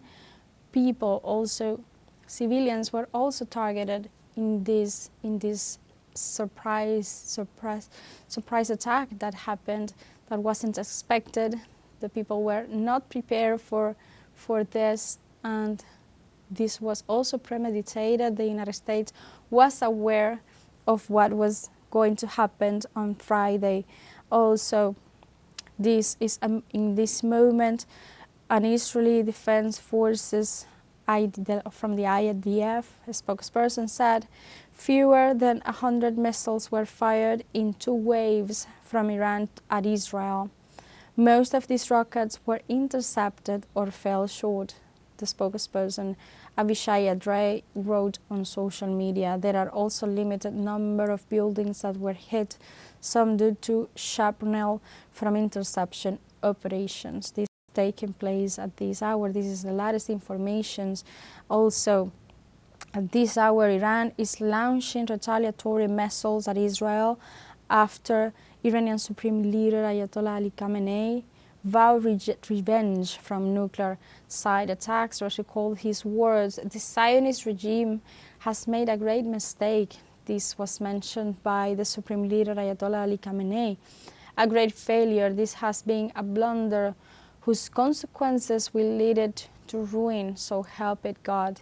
The Iranian people will not forgive the shed blood of their precious martyrs, nor will they overlook the violation of the country's airspace. Also, the Supreme Leader stated, our armed forces are prepared and have the backing on the country's leaders, as well as all of the people. Similar messages have been issued today from all the various political factions, as well as from all the various social sectors of the country. Everyone in Iran feels that it must act with force against the perfidious, infamous, and terrorist Zionist entity. According to the Supreme Leader, Iran must act with force, and God willing, and Iran will act with force, and Iran will not spare them. Life will be better for them, without a doubt. That was what the Iranian Supreme Leader Ayatollah Ali Khamenei mentioned while addressing the nation earlier today following the attack of Israel that has left at this moment so far over 70 people dead and also over 300 injured, mostly civilians, in this brutal attack, this siege against the people of Iran that also has attacked several nuclear facilities, including Natanz, which is Iran's primary uranium enrichment plant, and also which houses thousands of gas centrifuges of varying models and speeds. According to the main authorities, the international main nuclear experts have said the damage to Iran's nuclear facilities from Israel's initial wave of airstrikes earlier on Friday appear to be limited at this moment. Satellite imagery did not yet show significant damage to nuclear infrastructure. According to Reuters, according also to David Albright at the Institute for Science and International Security, this was mentioned in the United Nations Security Council. He said, the first day was aimed at things that you would get through surprise. Killing leadership, going after nuclear scientists, air defense system, the ability to retaliate. We can't see any visible damage at Fordo or Isfahan. There was damage at Natanz. That's what Albright mentioned, referring to Iranian nuclear sites. But there is no evidence that the underground site was destroyed, he said. Albright noted as well that there may also have been drone strikes on tunnels to underground centrifuge plants and also cyber attacks that did not leave visible traces. In terms of visible damage, we don't see much and we'll see what happens tonight, he said, adding that he believes Israel's strikes were still in an early stage. These strikes against the nuclear facilities of the country. In this context, the people has been taken to the streets to condemn this attack and also to condemn the assassination of Mohammad Bagheri, Iran's Armed Forces Chief of Staff, and also Hossein Salami, the commander of the Islamic Revolutionary Guard Corps. Demonstrators carried portraits of Salami, also nuclear scientist Mohammad Mehdi Tarashi, who was also killed in the attack.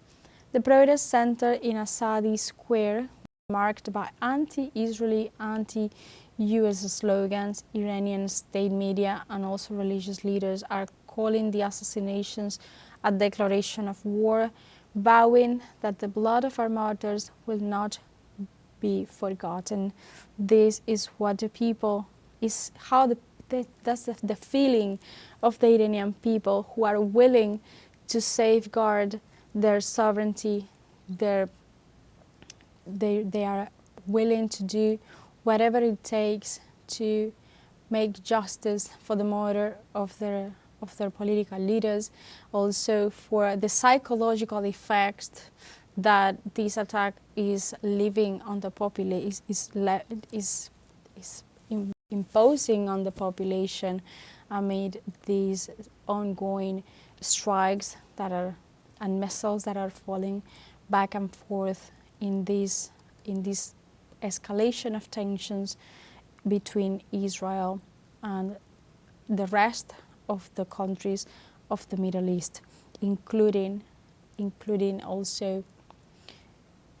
Lebanon, including Syria, including all the nearby countries that have been suffering the consequences of this policy of hatred, policy of terror imposed by the Zionist regime of Benjamin Netanyahu, that has been suffering specifically and with more strength the people of Palestine for almost 2 years already, since the escalation of actions of October 2023. This is what is going on now, the escalation. This is the beginning of a new era of tensions in the Middle East, in which there is a confrontation, a direct confrontation between two powerful nations with nuclear weapons, with nuclear power, and precisely Israel. This is the real intentions behind their actions, according to specialists, according to analysts, which is to undermine Iran's nuclear program, that also wanted to build this program with a purpose for civilian purposes, something that the US has suggested at the very beginning that could be a possibility, but then later changed of mind and said Iran could not have that opportunity and that there could be no path to a nuclear weapon. Let's recall that this is taking place amid negotiations on a possible nuclear deal between the US and Iran. A sixth round of nuclear talks were expected to happen this Sunday of this weekend in Muscat, Oman. However, the latest Israeli strikes have diminished that possibility, have undermined that possibility. This was premeditated. This is an action that the US president was aware of and did nothing to prevent it, in spite of all the damage that is causing among civilian population. The US president was complicit in these events. What intentions lie behind of this decision? Well, the imperialist ambitions of both leaders of the United States and the leader of the Zionist regime of Israel, Benjamin Netanyahu, to damage, to undermine Iran's right to develop its nuclear program, its right to develop its economic foundations, and its right for the society, the Iranian society, to develop in a sustainable way, in spite of letting Iran to fulfill its duties, also in its intentions to provide a better future for the society.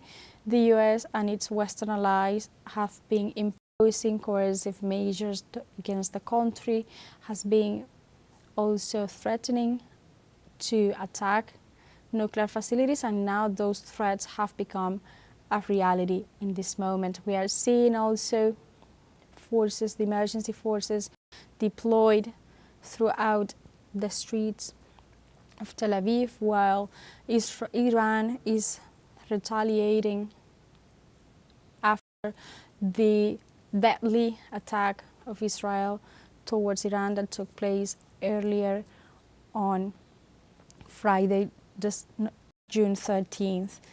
Also, oil and gold prices have soared and stock markets have tumbled after Israel's attack on Iran. According to news media outlets, the price of oil and gold has soared and stock markets have fallen after Israel's strikes against targets in Iran. The escalation of the conflict in the Middle East, the focal point of global oil production, prompted a sharp increase in wholesale prices. Brent crude surged by more than 7% after news of the attacks broke, briefly moving above $75 a barrel to its highest level since April. This is one of the international consequences of this attack that has not just local consequences for the civilians of Iran, for the people of the Middle East, but also for the international market, as we are seeing at this moment. Stocks fell on Wall Street, with the Dow Jones dropping 1.8%. The S&P 500 also fell 1.1%, and the Nasdaq down 1.3%. This is an attack that has not just local consequences, but also international consequences for the people, the entire international community. That is why, at this moment, the United Nations Security Council is holding a meeting at this hour to address the consequences and the impact these actions are going to have in a short and medium period of time.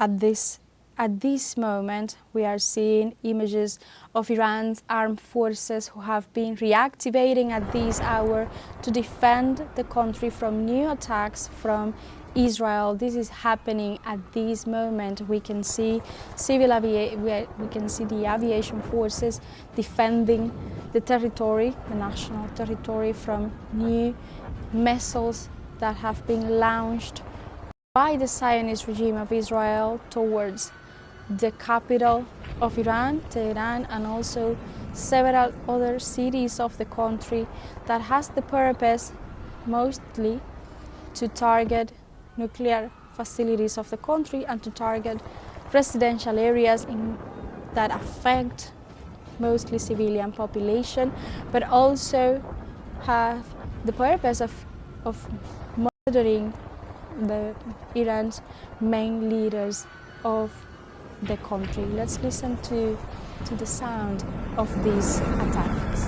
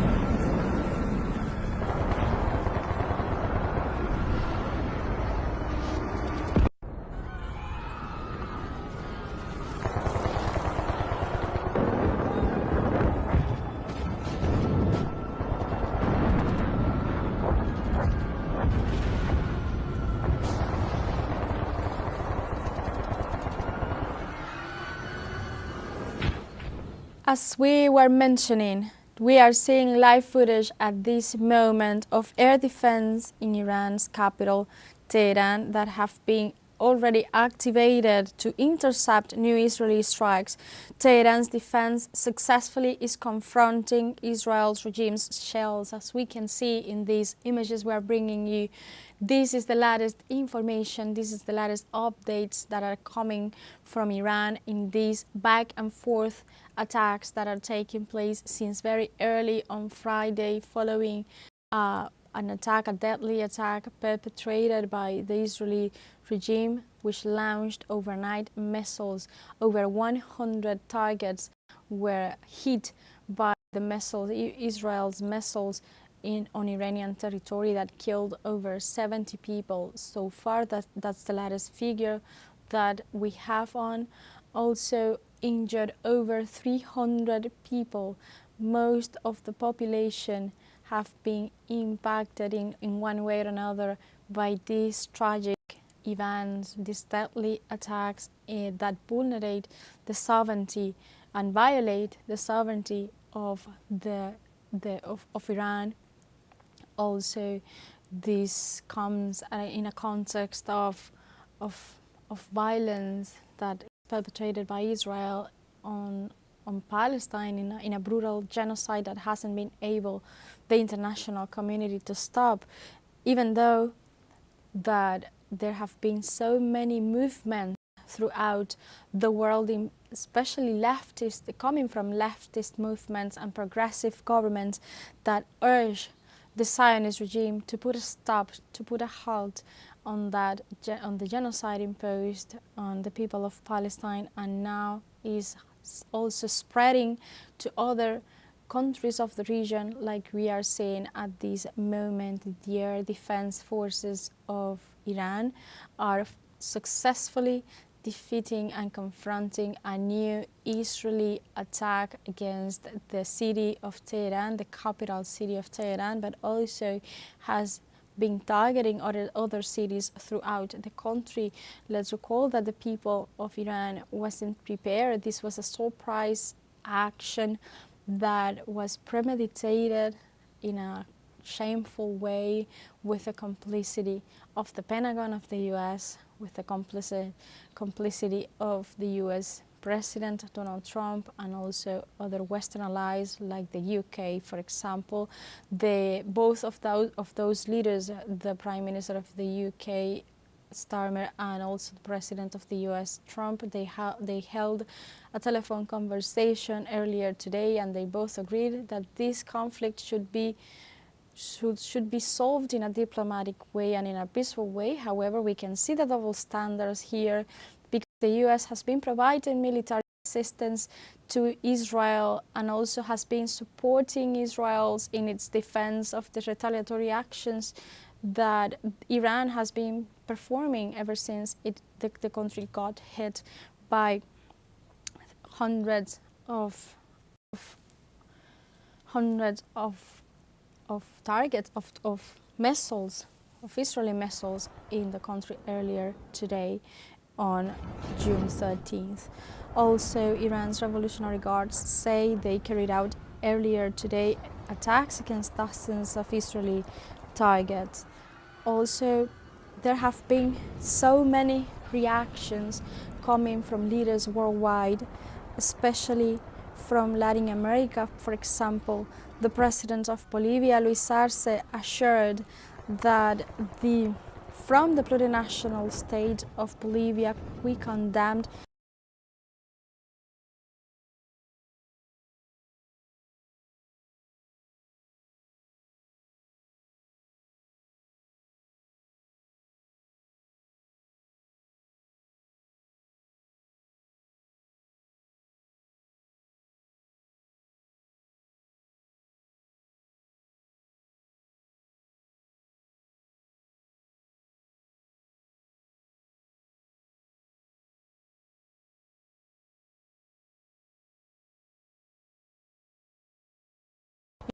In this context, we express our deep solidarity with the brotherly people and the brotherly government of Iran, and we make vows for the soon reestablishment of peace.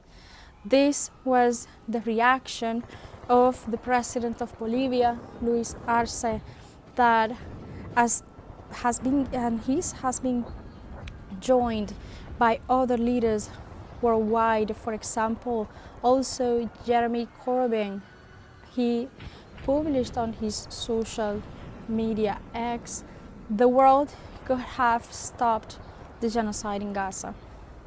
Instead, governments, including our own, allowed Israel to act with total impunity. Israel's reckless strike on Iran are the product of that impunity. They represent a shameful failure of global leadership, and they are a threat to the safety of humankind across the world. Our government needs to wake up and its complicity in Israeli war crimes, and needs to defend international law. That is how we bring about urgent de-escalation and the genocide, and stop the world from being dragged into a catastrophic nuclear war. We are all human beings on one planet. Surely that is enough to try and bring about a world of peace. That was the words of the independent Member of Parliament for Eastland North. These are one of the main reactions that have coming as the news from the Middle East unfold throughout this Friday of terror of the Middle East.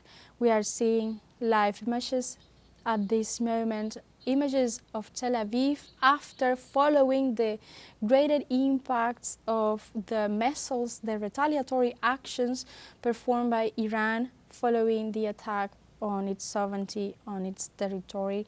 This is the most catastrophic impact that have had Tel Aviv, the capital of Israel, following the retaliatory actions of the government of Iran, who has been willing and has announced and has warned that Iran is going to defend its territory, there is going to be justice, and the blood of the martyrs murdered in today's actions will not be in vain. Iran is holding retaliatory actions towards Israel for this clear violation with total impunity of their sovereignty, of their peace, a country that was at peace, that was also holding negotiation dialogues to reach an agreement and to leave all the discrepancies behind in a way to reach a peaceful solution to their needs in the face of the coercive measures imposed on the country, in the face of the continuous attempts against their sovereignty. This has been a moment of terror for Iranians that are seeing this as a clear violation of their rights as neighbors and also of their rights as a sovereign state. These are live images of Tel Aviv following an airstrike in the capital in the midst of a retaliatory action performed by Iran. Also, let's recall that the Iranian Supreme Leader Ayatollah Ali Khamenei explained precisely that the Zionist regime has made a great mistake, a great failure, a blunder whose consequences will lead to their ruin. So help it God. The Iranian people will not forgive the shed blood of their precious martyrs, nor will they overlook the violation of the country's airspace. In another moment of his speech, the supreme leader of the Islamic Republic of Iran, he mentioned our armed forces are prepared and have the backing of the country's leaders, as well as all of the people. Similar messages have been issued today from all the various political factions, as well as from all the various social sectors of the country. Everyone feels that we must act with force against the perfidious, infamous, and terrorist Zionist entity. We must act with force, and God willing, and we will act with force, and we will not spare them. Life will be bitter for them, without a doubt. Those were the words of the Supreme Leader of Iran, Ayatollah Ali Khamenei, who addressed the nation ahead of the attack on Israel, this retaliation measure in a response to the deadly attack performed by the Zionist forces against the country. This is happening on June 13th, and this is part of a massive policy of hatred imposed by the Zionist regime on the people of the Middle East, on the people of Palestine, on the people of Lebanon, Syria, and all the neighboring countries of the region, who are the people is seeing with horror the real consequences of a leader, a political leader that has no limit in matters of imperialist aspirations, and to perform them in total complicity and in total disregard for the guarantees, the social guarantees of the people, in total disregard of human rights.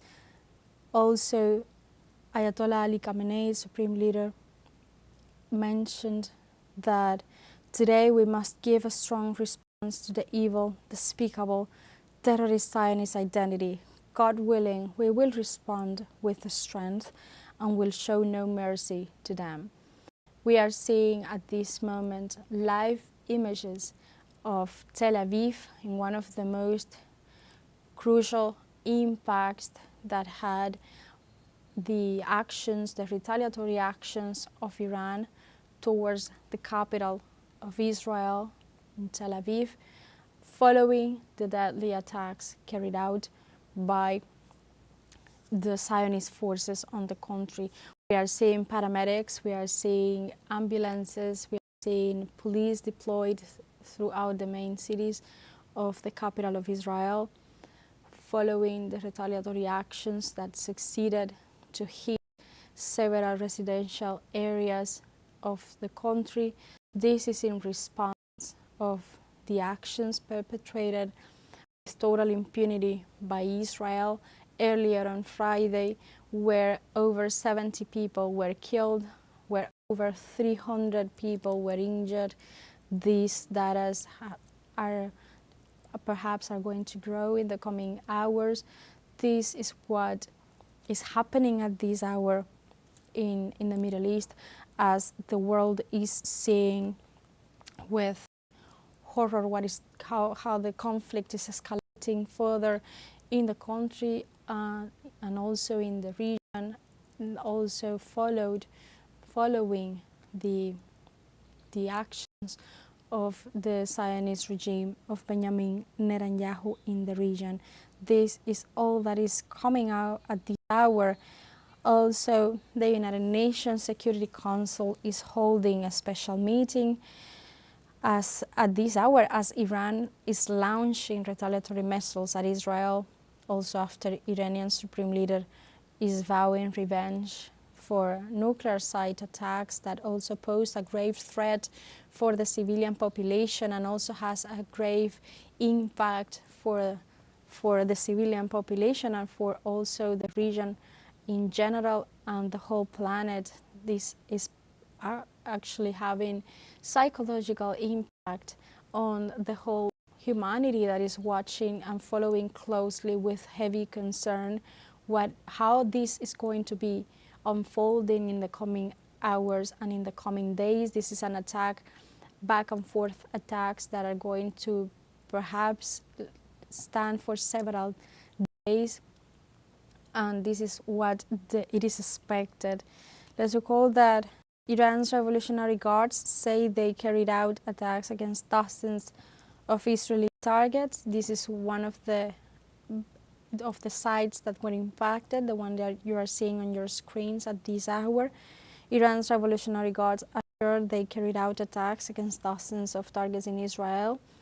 Especially one Iranian senior official said that our revenge has just started.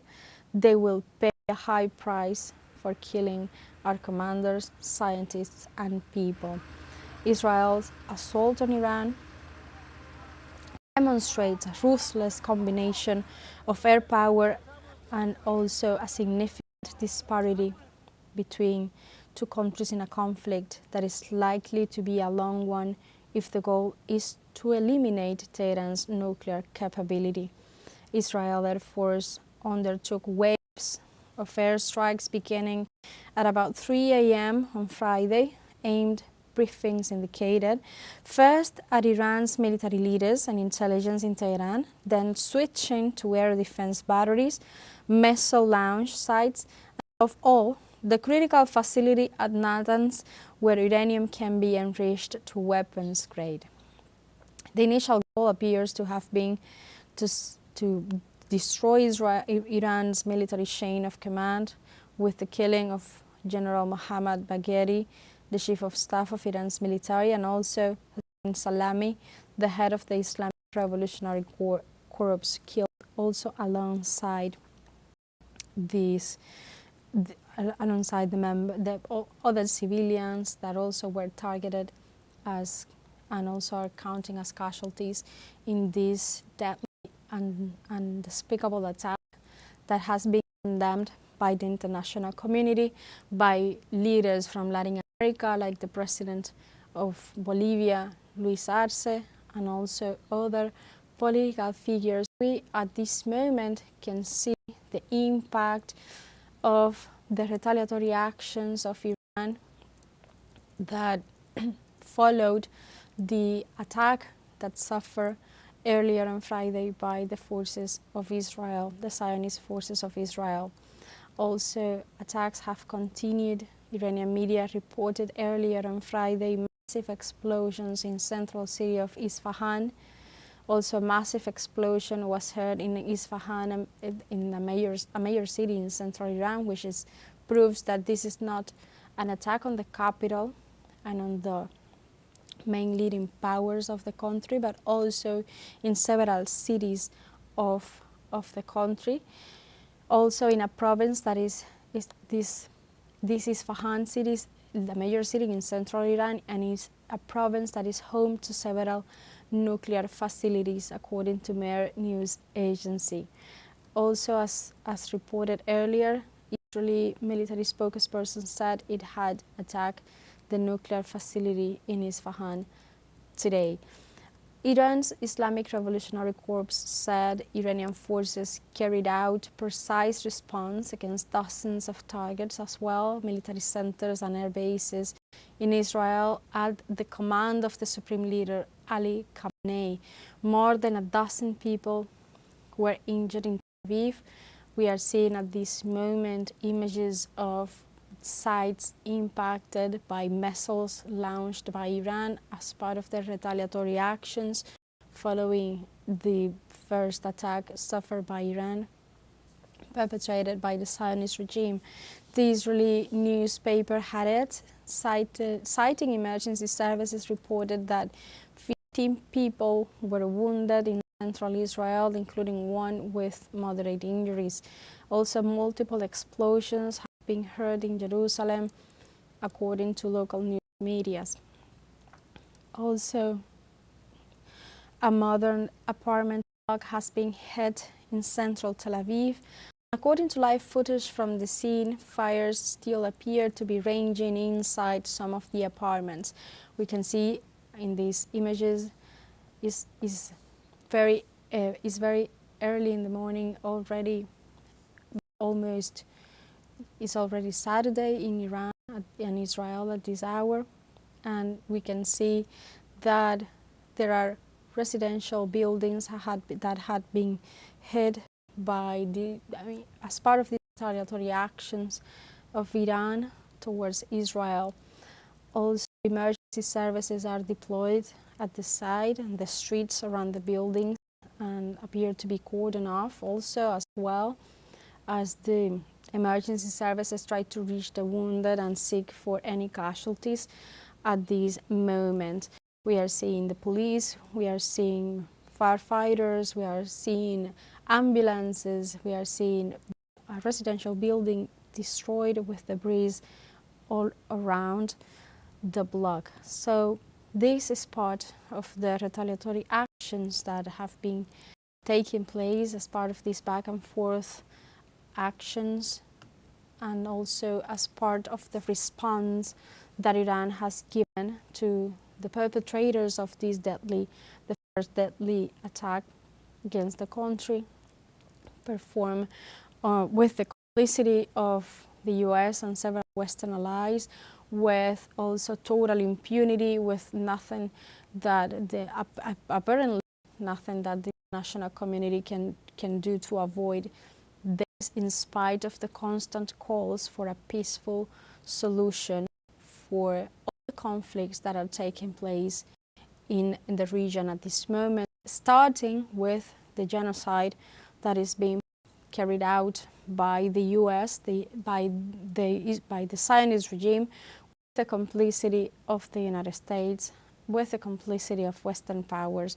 Also, this is a moment in which the entire humanity is very much attentive to everything that is coming from the Middle East at this hour, because there is something very grave, very dangerous that is taking place, which is the constant attempts of the Zionist forces to destroy the nuclear facilities that Iran has, and this is very dangerous for the people of Iran, but also for the entire world to witness and to see the real consequences that may have on the civilian population, and also in the region in general and the world in general as well. This is live footage of Tel Aviv, live footage from Israel following the attack, the retaliatory action of Iran on the country. We also saw a few minutes ago how the armed forces of Iran were defending the territory from new actions, new missiles launched by Israel towards the national territory of the Islamic Republic of Iran. As the world is seeing with concern the continuous missiles falling on Iran and falling on Israel, falling on Tehran and Tel Aviv at the same time. Also, Israel's air might and Iran's nuclear bunkers may make for lengthy conflict. This is an analysis that has been explained, that has been trying to explain what could happen if this escalation do not cease. The entire community is urging both sides to halt all actions, to dialogue, to hold conversations. The president of Russia has also shown his willingness to interfere, to mediate in the conflict, to provide a space for both leaders of Israel and Iran to hold talks and to reach a peaceful agreement after following this escalation of hostilities in the region. Also, Israel's assault on Iran demonstrates that has been a ruthless attack. And in this context, we invite once more our correspondent in Turkey, Yunus Suner, with latest information on what is going on in the Middle East at this hour. Hi, Yunus. Thank you for joining us. Hello, good evening from Istanbul, Turkey, neighboring country of Iran, and just 500 kilometers approximately away the southern border of Turkey from Israel. The latest information we have here is that Israel has started another attack. We have reports coming from the Iranian cities of Tehran, Isfahan, Kermanshah, as well as Tabriz in the northwest of the country. But the Iranian defense is active. Air defense is active. There is footage showing how the Iranian air defense is defeating attacks by Israeli missiles. So until now, there is no new damage reported from Iran, as far as we can judge from here.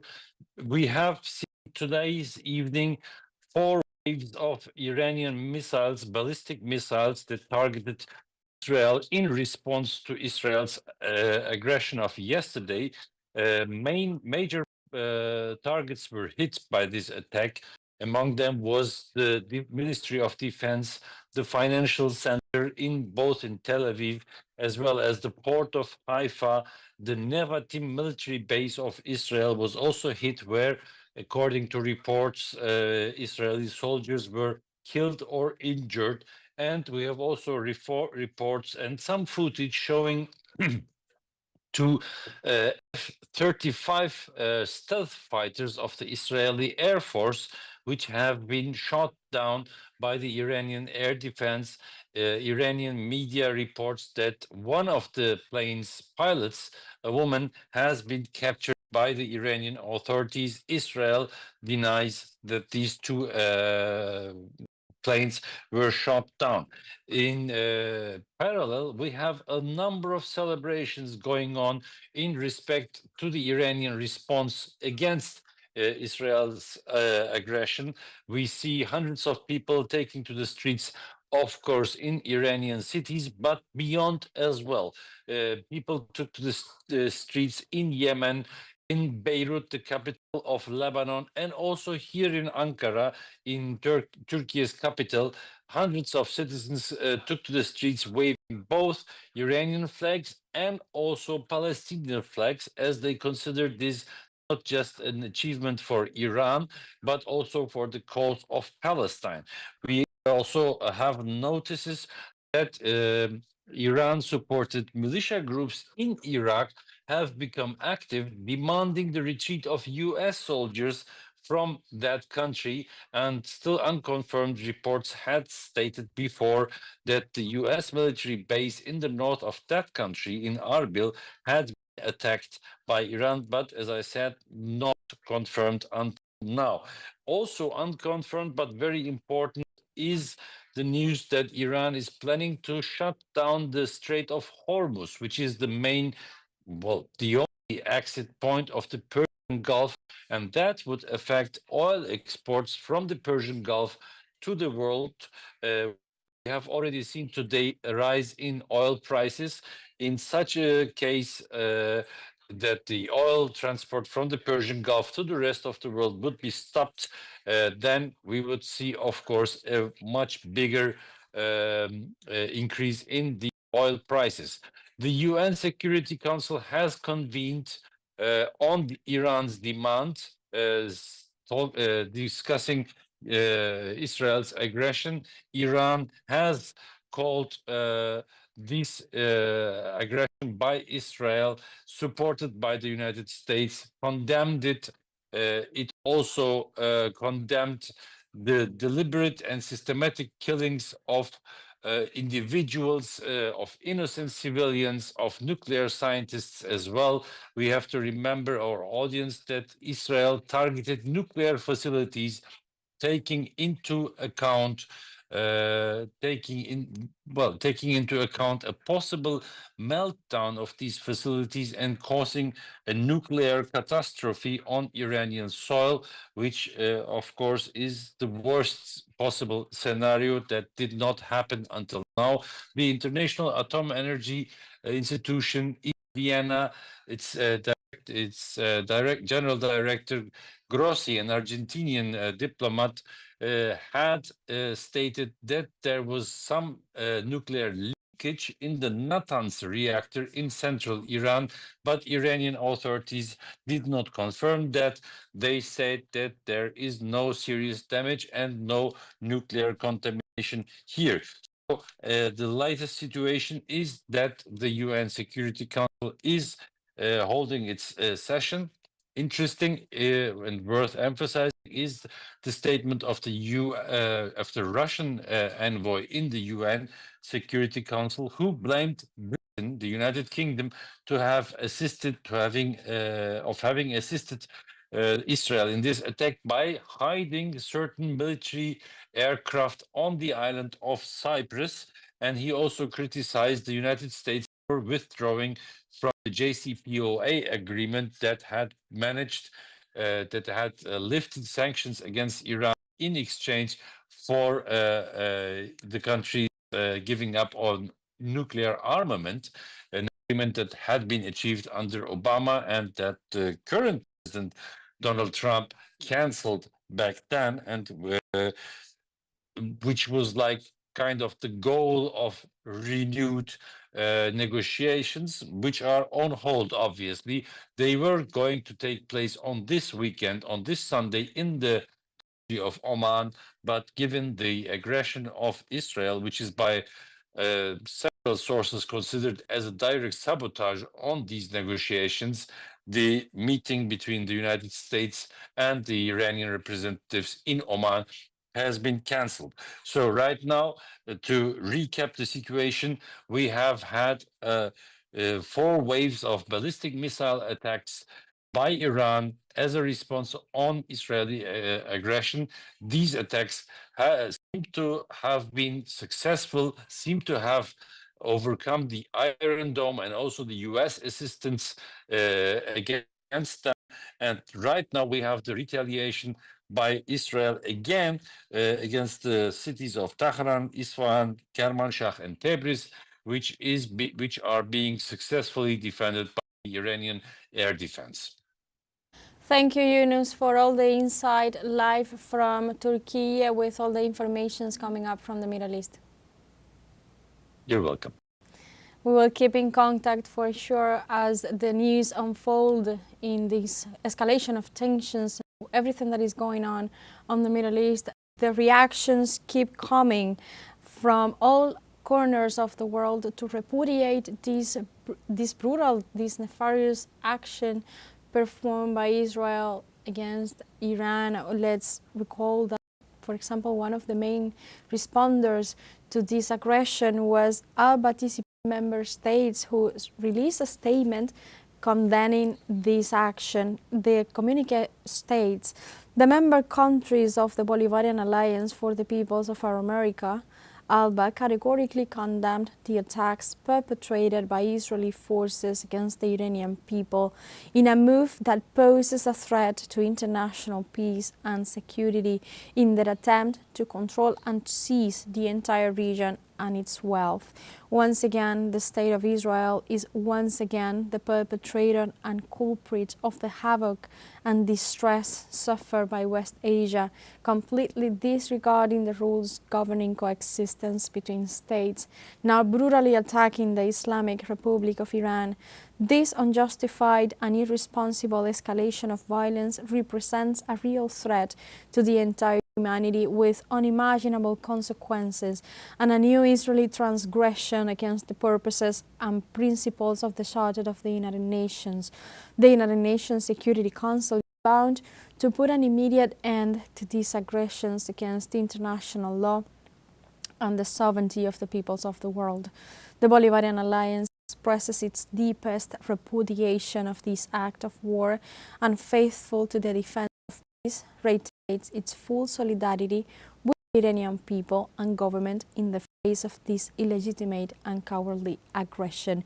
Caracas, June 13th, 2025. This was the statement of the ALBA TCP member states in the face of this brutal, on this illegitimate, and this cowardly aggression that has been perpetrated by Israel towards Iran, with the total complicity of the United States, with the total complicity of other Western allies, like, for example, the United Kingdom. As our correspondent in Turkey was releasing, there were several airplanes, military airplanes, that were hidden in Cyprus Island with the complicity of these two powers, of the United States, of the United Kingdom, both of whom released a statement mentioning how this conflict should be resolved in a diplomatic way and in a peaceful way.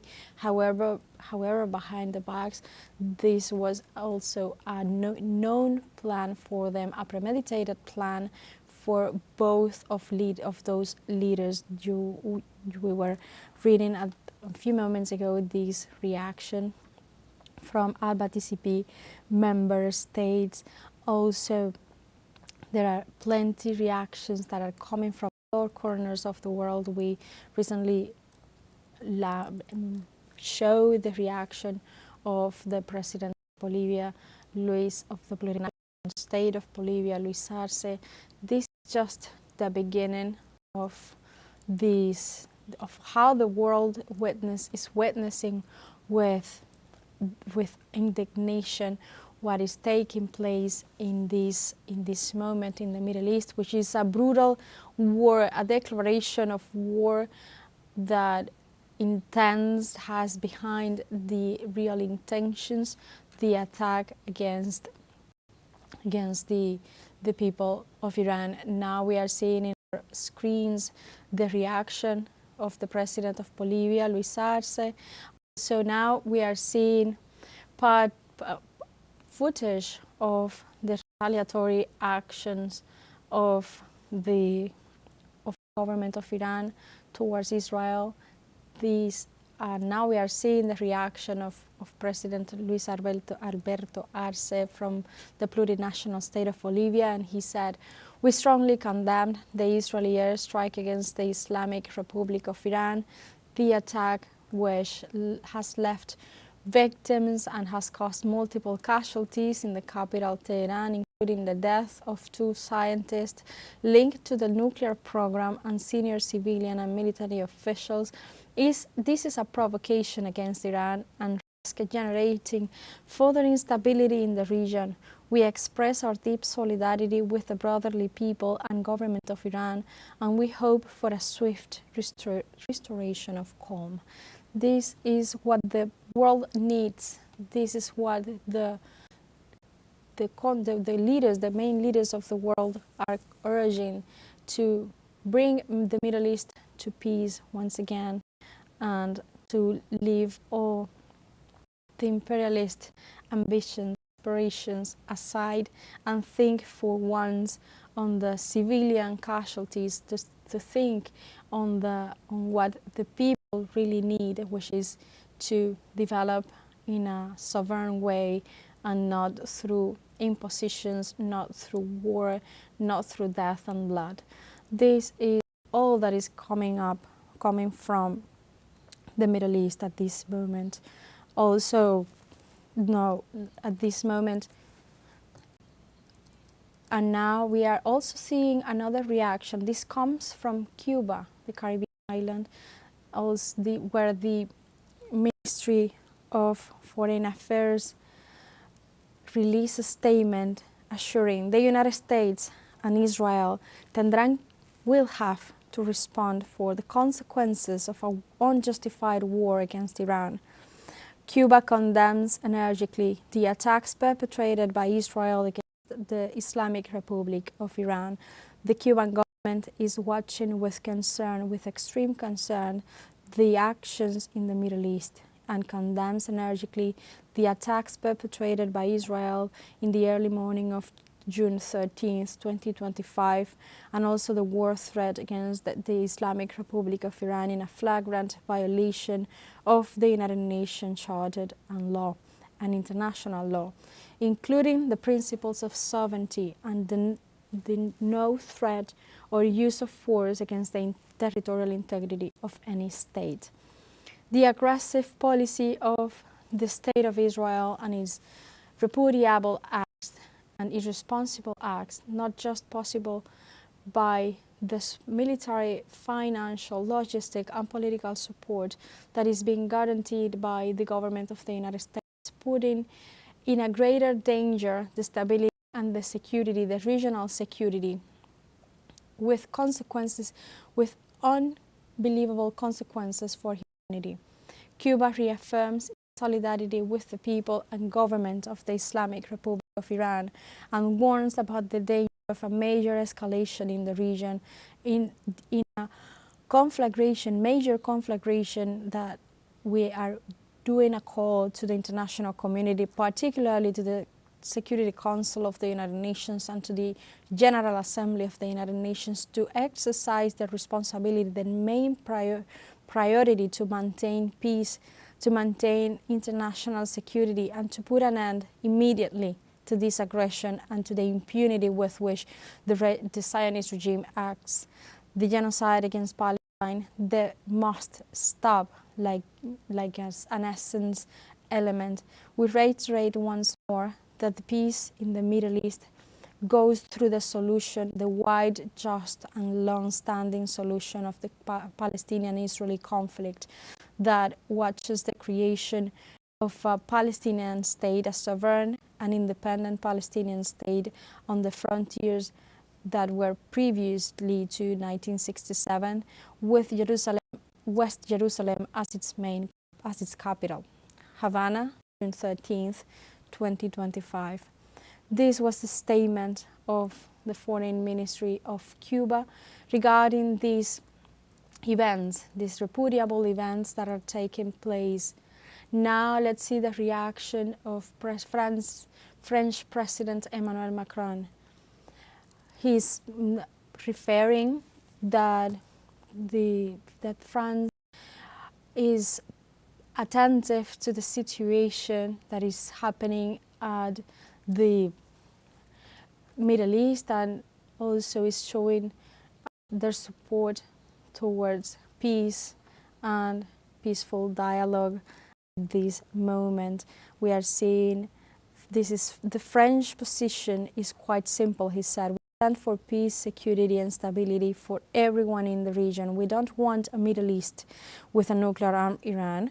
This is what the President of France says, but we don't want a Middle East where Gaza remains under long-term siege. We believe the solution lies in stability in an Israel living in state alongside a Palestinian state itself, living in peace and having recognized Israel's existence and its right to defend itself in the region. That's what we are working, and I believe this is honestly a fair, coherent, and hopefully realistic perspective. The French position was that was where the words of French President Emmanuel Macron regarding the situation in the Middle East at this hour. We are seeing how the countries of the world are reacting. Let's read once again the reaction of President of France, Emmanuel Macron. He's saying that France stands for peace in the Middle East and stands on the side of a peaceful solution to the conflict, and also in building a two-state solution for the conflict between Palestine and Israel. The whole world is witnessing, and it has its eyes upon the conflict in the Middle East and its devastating consequences and potential devastating consequences, especially for the Iranian civilian population, in a context in which Israel is putting all its efforts in destroying the nuclear facilities of the country, in spite of the consequences that it could have, not just for Iran, but also for Israel, but also for all the countries of the region. This is happening now. We are all following closely all the latest informations, all the latest updates, as also the international community is analyzing, discussing everything that is happening today during a special meeting of the United Nations Security Council. And also as what has been going on in the past few hours, well, Iran launched retaliatory actions and missiles at Israel, after Iranian Supreme Leader vowed to revenge for nuclear sites. According to Iran's Revolutionary Guard, they carried out attacks against dozens of Israeli targets. As we can see now in the footage we are showing you at this hour, this is Tel Aviv, and this is some of the zones that have been attacked in the recent hours as part of a retaliatory action of Iran towards Israel. Speaking to one of the main news outlets of the region, one Iranian senior official assured a revenge has just started. The Iranian people is going to defend its sovereignty, is going to provide the safety that their population requires in the face of this massive threat, in the face of this massive act of brutality, of terror, of horror, and as the whole world sees with impunity. Let's see now more live images. Now people are on the streets celebrating these retaliatory actions.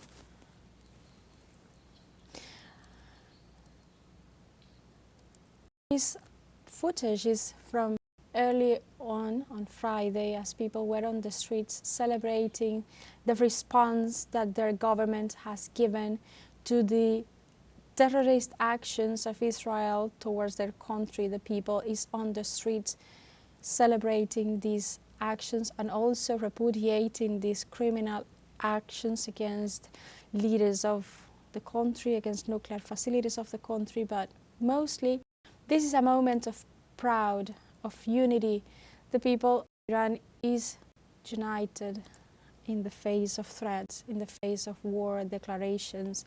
They know they have a government that is supporting the people and is providing the defense mechanisms the country needs, and is not standing still in the face of horror and in the face of those actions, these terrorist actions against the country in a siege that has left over 70 people, to be more exact, 78 people dead so far.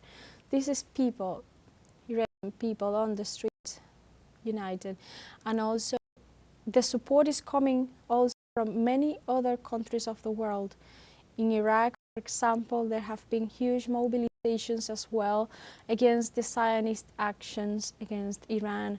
There is a massive support, regional support, to face this moment, this crucial moment in which the sovereignty of Iran has been vulnerated, but also that has given more strength to the Iranian people and to the region as a whole to face these attempts against that seek to destabilize the region, that seeks to halt the development, the self-determination of the peoples. And also this is a moment in which the region is uniting because they can see the threat that poses Israel in their ambitions to be the capable of committing such atrocious acts with total impunity. And this is a moment in which the region is saying no to those attempts, is saying no to those aspirations of massive control.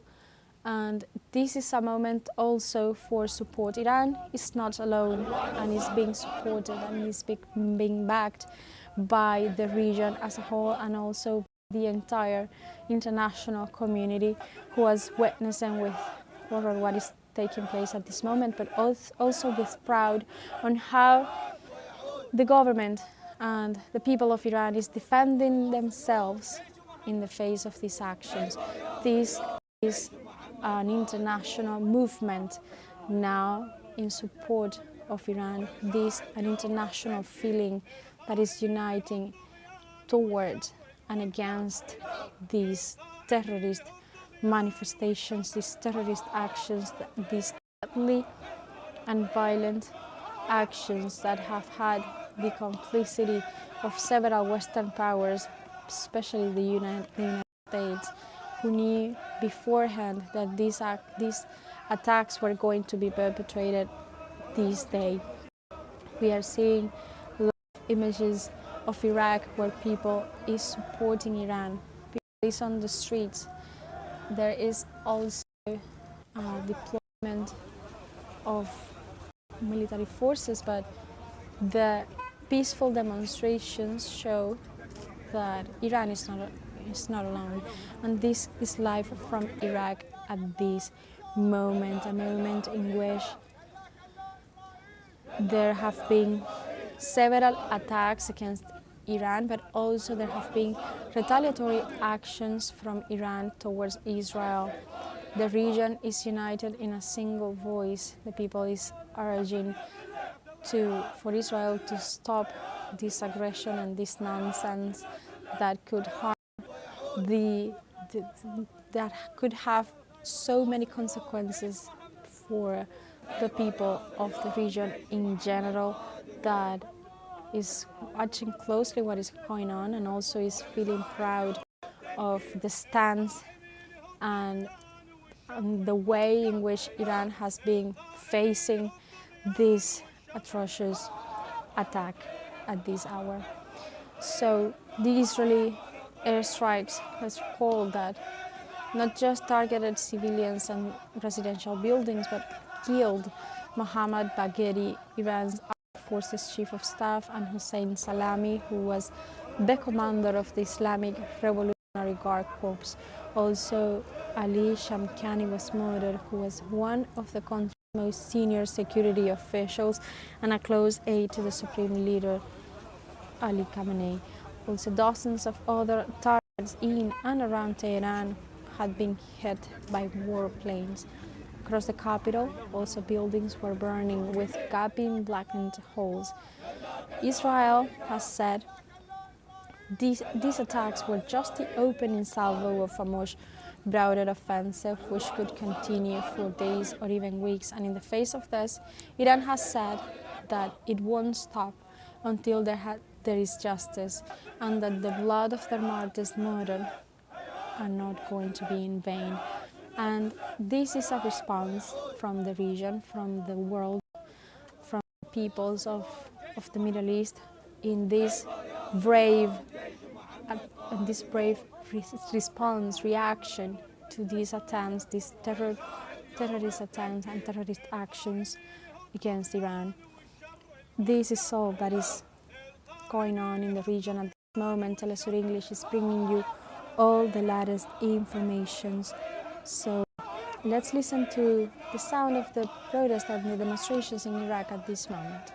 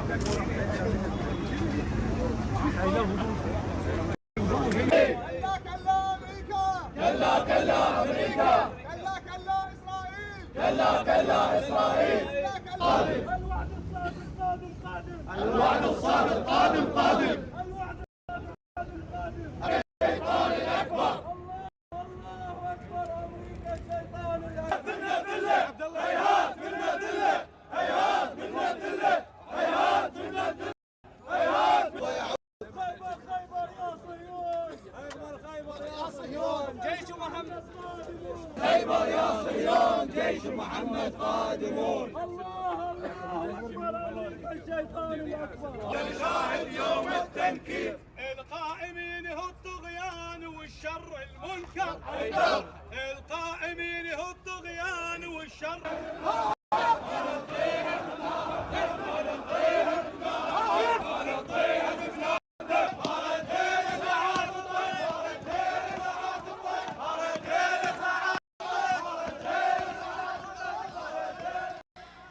With these were demonstrations that were held earlier on Friday in support of the Iranian people in the face of these actions perpetrated by Israel. These are the people of Iraq that were on the streets in support of the Iranian people. And let me share some of the highlights of today.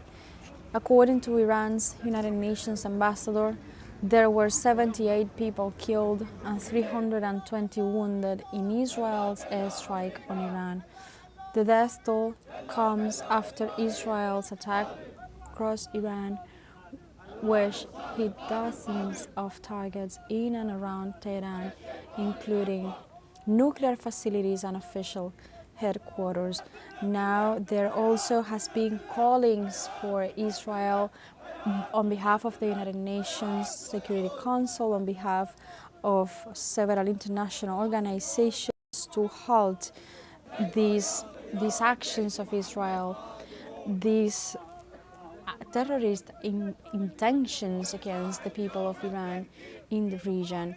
And these have been an amount of back and forth missile launching that has had a severe impact on the civilian population. Also, the US military has been helping, so this makes directly the government of the United States complicit in these actions. The US military has helped, this is another of the highlights of the day, the US military has helped shoot down Iranian missiles that were headed toward Israel, according to the United Nations officials by themselves. The US interceptions have so far been carried out by ground-based systems, according to news media, citing one of the officials. Israeli Prime Minister Benjamin Netanyahu also said the public is permitted to leave sheltered places following a fresh wave of retaliatory missiles flown over Israel from Iran. In an address on Saturday night, Netanyahu said the following: "The Iranian regime has never been weaker," he said. Iran's Revolutionary Guards also said that they carried out attacks against dozens of targets in Israel on Friday night. We are seeing actually footage of those attacks, of those retaliatory attacks. Speaking to local news media, one Iranian senior official assured, "Our revenge has just started. They will pay a high price for killing our commanders, scientists, and people." Also, another highlight, British Foreign Minister David Lammy said on Friday he spoke to his Iranian counterpart and urged calm following Israel's strike on Iran, which he described as a unilateral act. I spoke to my Iranian counterpart today to urge restraint at this time and calm. Also, I recognize that this is a moment of great peril in the Middle East. Also, Iran's Supreme Leader Ayatollah Ali Khamenei delivered a separate address in which he said that Iranian armed forces will leave Israel helpless.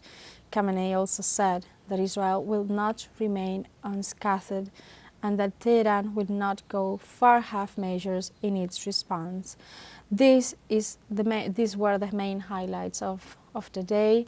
We've seen and we've been bringing you all the latest information as they unfold amid this escalation of tensions in the Middle East, a country that has been hard hit by several multidimensional crises, also has been severely impacted by the Palestinian genocide perpetrated by Israel also for over a year, almost 2 years already, a genocide that has left over 50,000 victims, mostly children and women, a ruthless genocide, a ruthless extermination plan of Israel, of the Zionist regime of Israel, that now we are seeing how it is slowly spreading to other regions or to other countries of the region with concern.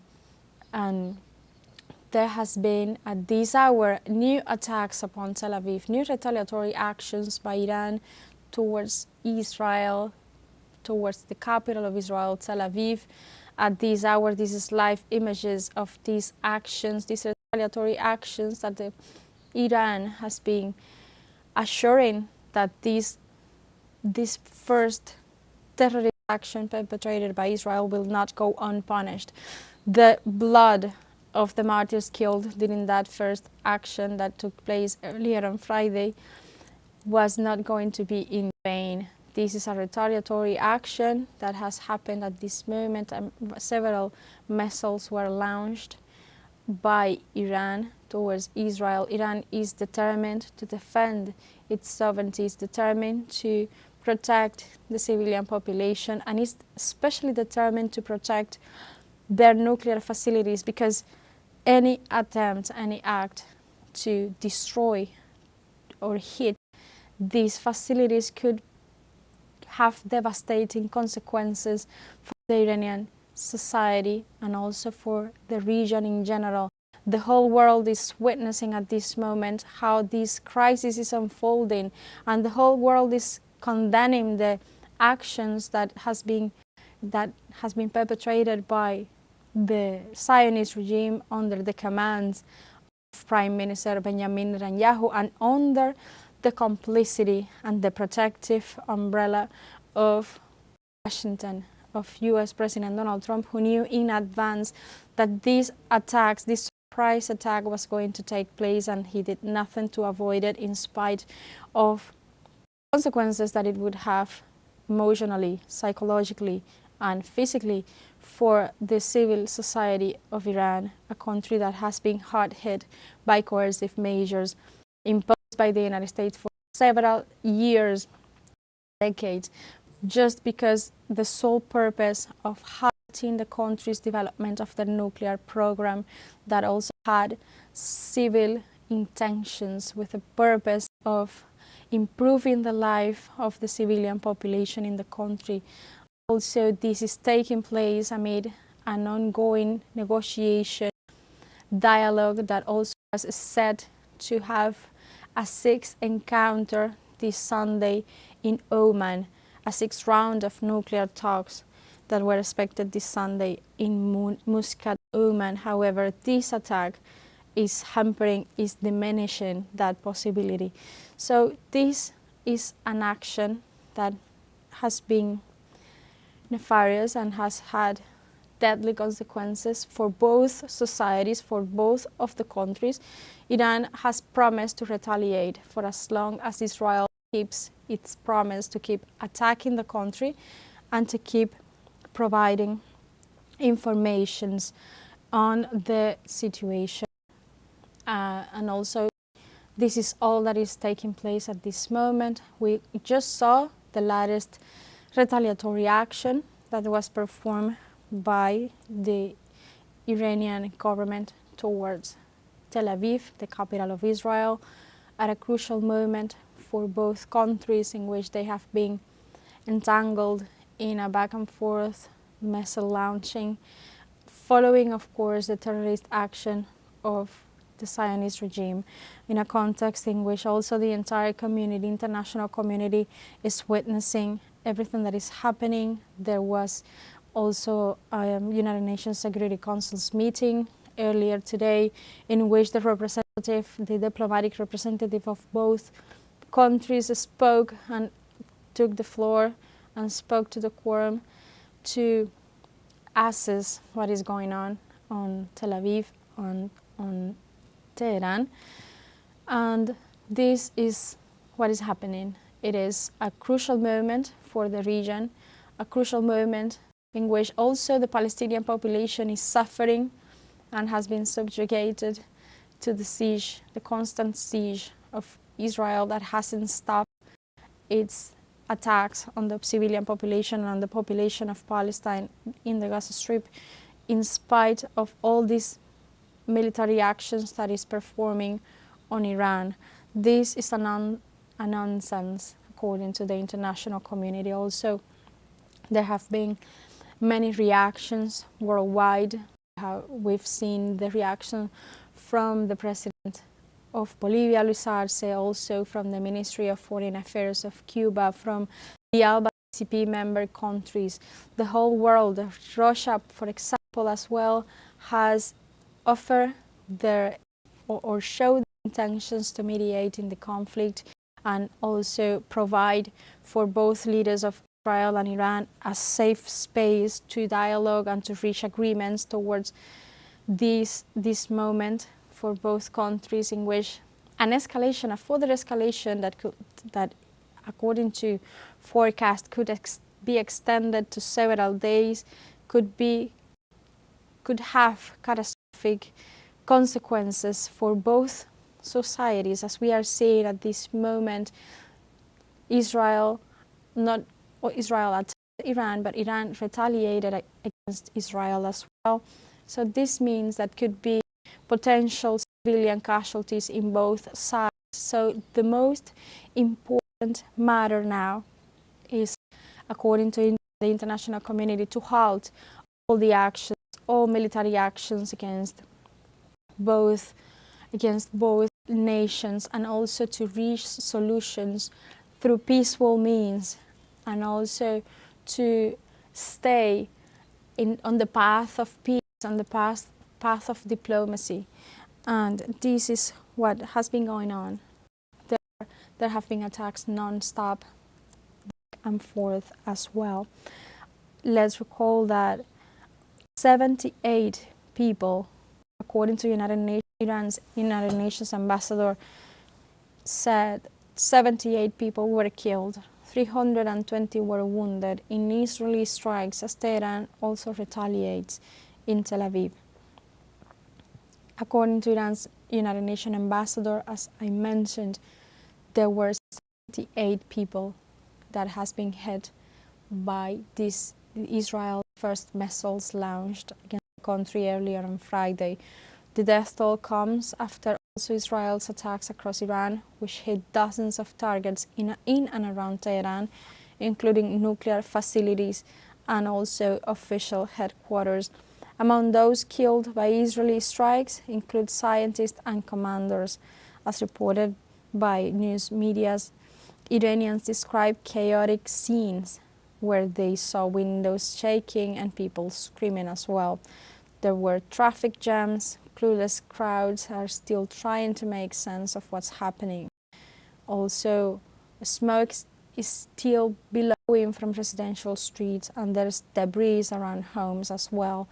The sky is red, and we fear there will be more attacks. This is the feeling among the civilian population in Iran and Israel as well. Also, according to Israel's authorities, the country braces for new waves of missiles from Iran, which has links to the countries. According to Iran's Fars news agency, Iran has launched also a new wave of missiles at Israel, as we informed a few minutes. That seems to match a report from the Times of Israel. Military correspondent Emmanuel Fabian also posted on X a few minutes ago. Sirens are now sounding across Israel after Iran launched a fresh barrage of ballistic missiles. Those we are seeing at this moment in the footage on your screens. According to Fabian, the Israeli military said it had detected a new barrage of ballistic missiles launched from Iran at Israel. Another highlight of today, there is also the complicity of the United States in this matter, and there are proofs. Trump has assured during an interview earlier today that he knew that this attack was going to take place. Also, the U.S. Navy positioned destroyers equipped with ballistic and cruise missiles and moved them towards the eastern Mediterranean, according to statements from the Pentagon and also cited by local news medias. This deployment reaffirms President Donald Trump's support for Israel and also bolsters U.S. military assets in the area. In his initial reaction to the attacks, Trump on Friday urged Tehran to reach a nuclear deal, warning that after Israel's strike, the situation can only get worse. 2 months ago, I gave Iran a 60-day ultimatum to make a deal, he said. They should have done it. So though that was a warning. Today, it is day 61, he said. I told them what to do, but they couldn't. Now, maybe they'll get a second chance, Trump wrote in a follow-up post on his Truth Social platform earlier today. Also in a CNN interview on Friday, Donald Trump reiterated that the United States, of course, supports Israel, calling the Zionist strikes against Iran a very successful operation. The escalation between Iran and Israel comes as nuclear negotiations between Washington and Tehran remain stalled. The U.S. has demanded an end to all uranium enrichment, even for civilian purposes.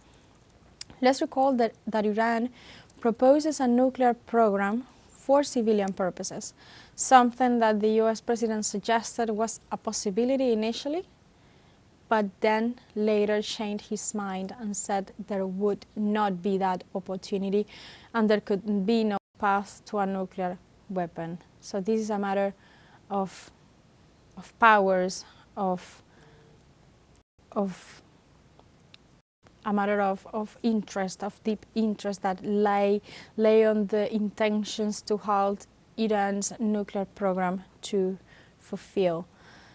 Also, let's recall that a sixth round of nuclear talks was expected this Sunday in Muscat, Oman. However, the latest Israeli strikes have diminished that possibility. So this is a clear violation of all human rights, of self-determination of the peoples, of sovereignty.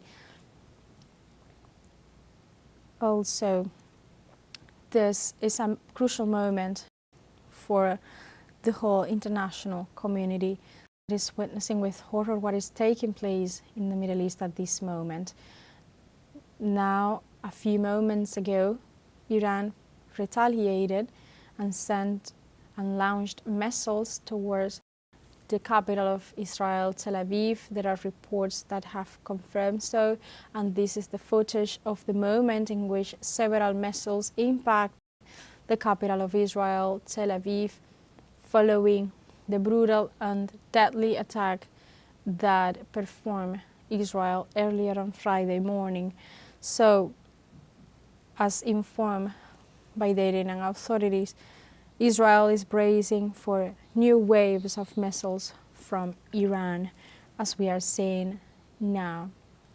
Also, we have been seeing how these escalation of tensions have prompted a mobilization throughout the region in support of Iran, in support of the self-determination and against this violation of the national sovereignty of Iran by the Zionist regime of Israel. There are people on the streets of Iraq, also in Turkey, as our correspondent Yunus Suner was mentioning during his last report. There is a whole movement throughout the world as well. We have seen a reaction from the Ministry of Foreign Affairs of Cuba, in which the high authority, diplomatic authority of the country was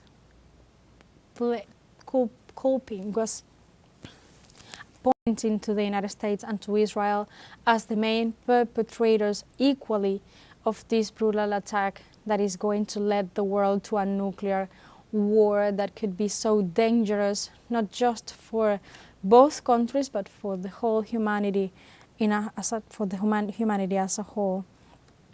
Also, we saw a statement from the ALBA TCP member states in which they both mentioned how this could have devastating consequences, and also condemned the attacks perpetrated by the Israeli Zionist regime towards the Iranian people, and also could have a devastating impact for the whole world, and especially for the Middle East.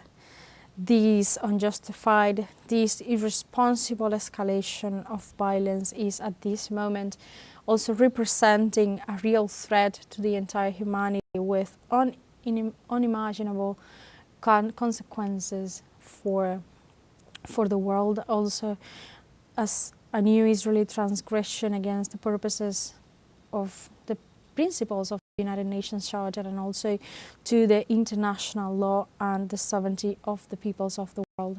This is a moment in which the progressive governments, the global South, is uniting their voices to support the people of Iran, and also in support of a peaceful solution for the conflict, and especially the whole world sees the Palestinian issue as crucial for solving all the conflicts that are unfolding in the Middle East at this moment, with only a two-state solution being the main way to put an end to these destabilizing actions, destabilizing consequences of the imperialist purposes of the Zionist regime of Israel. Also,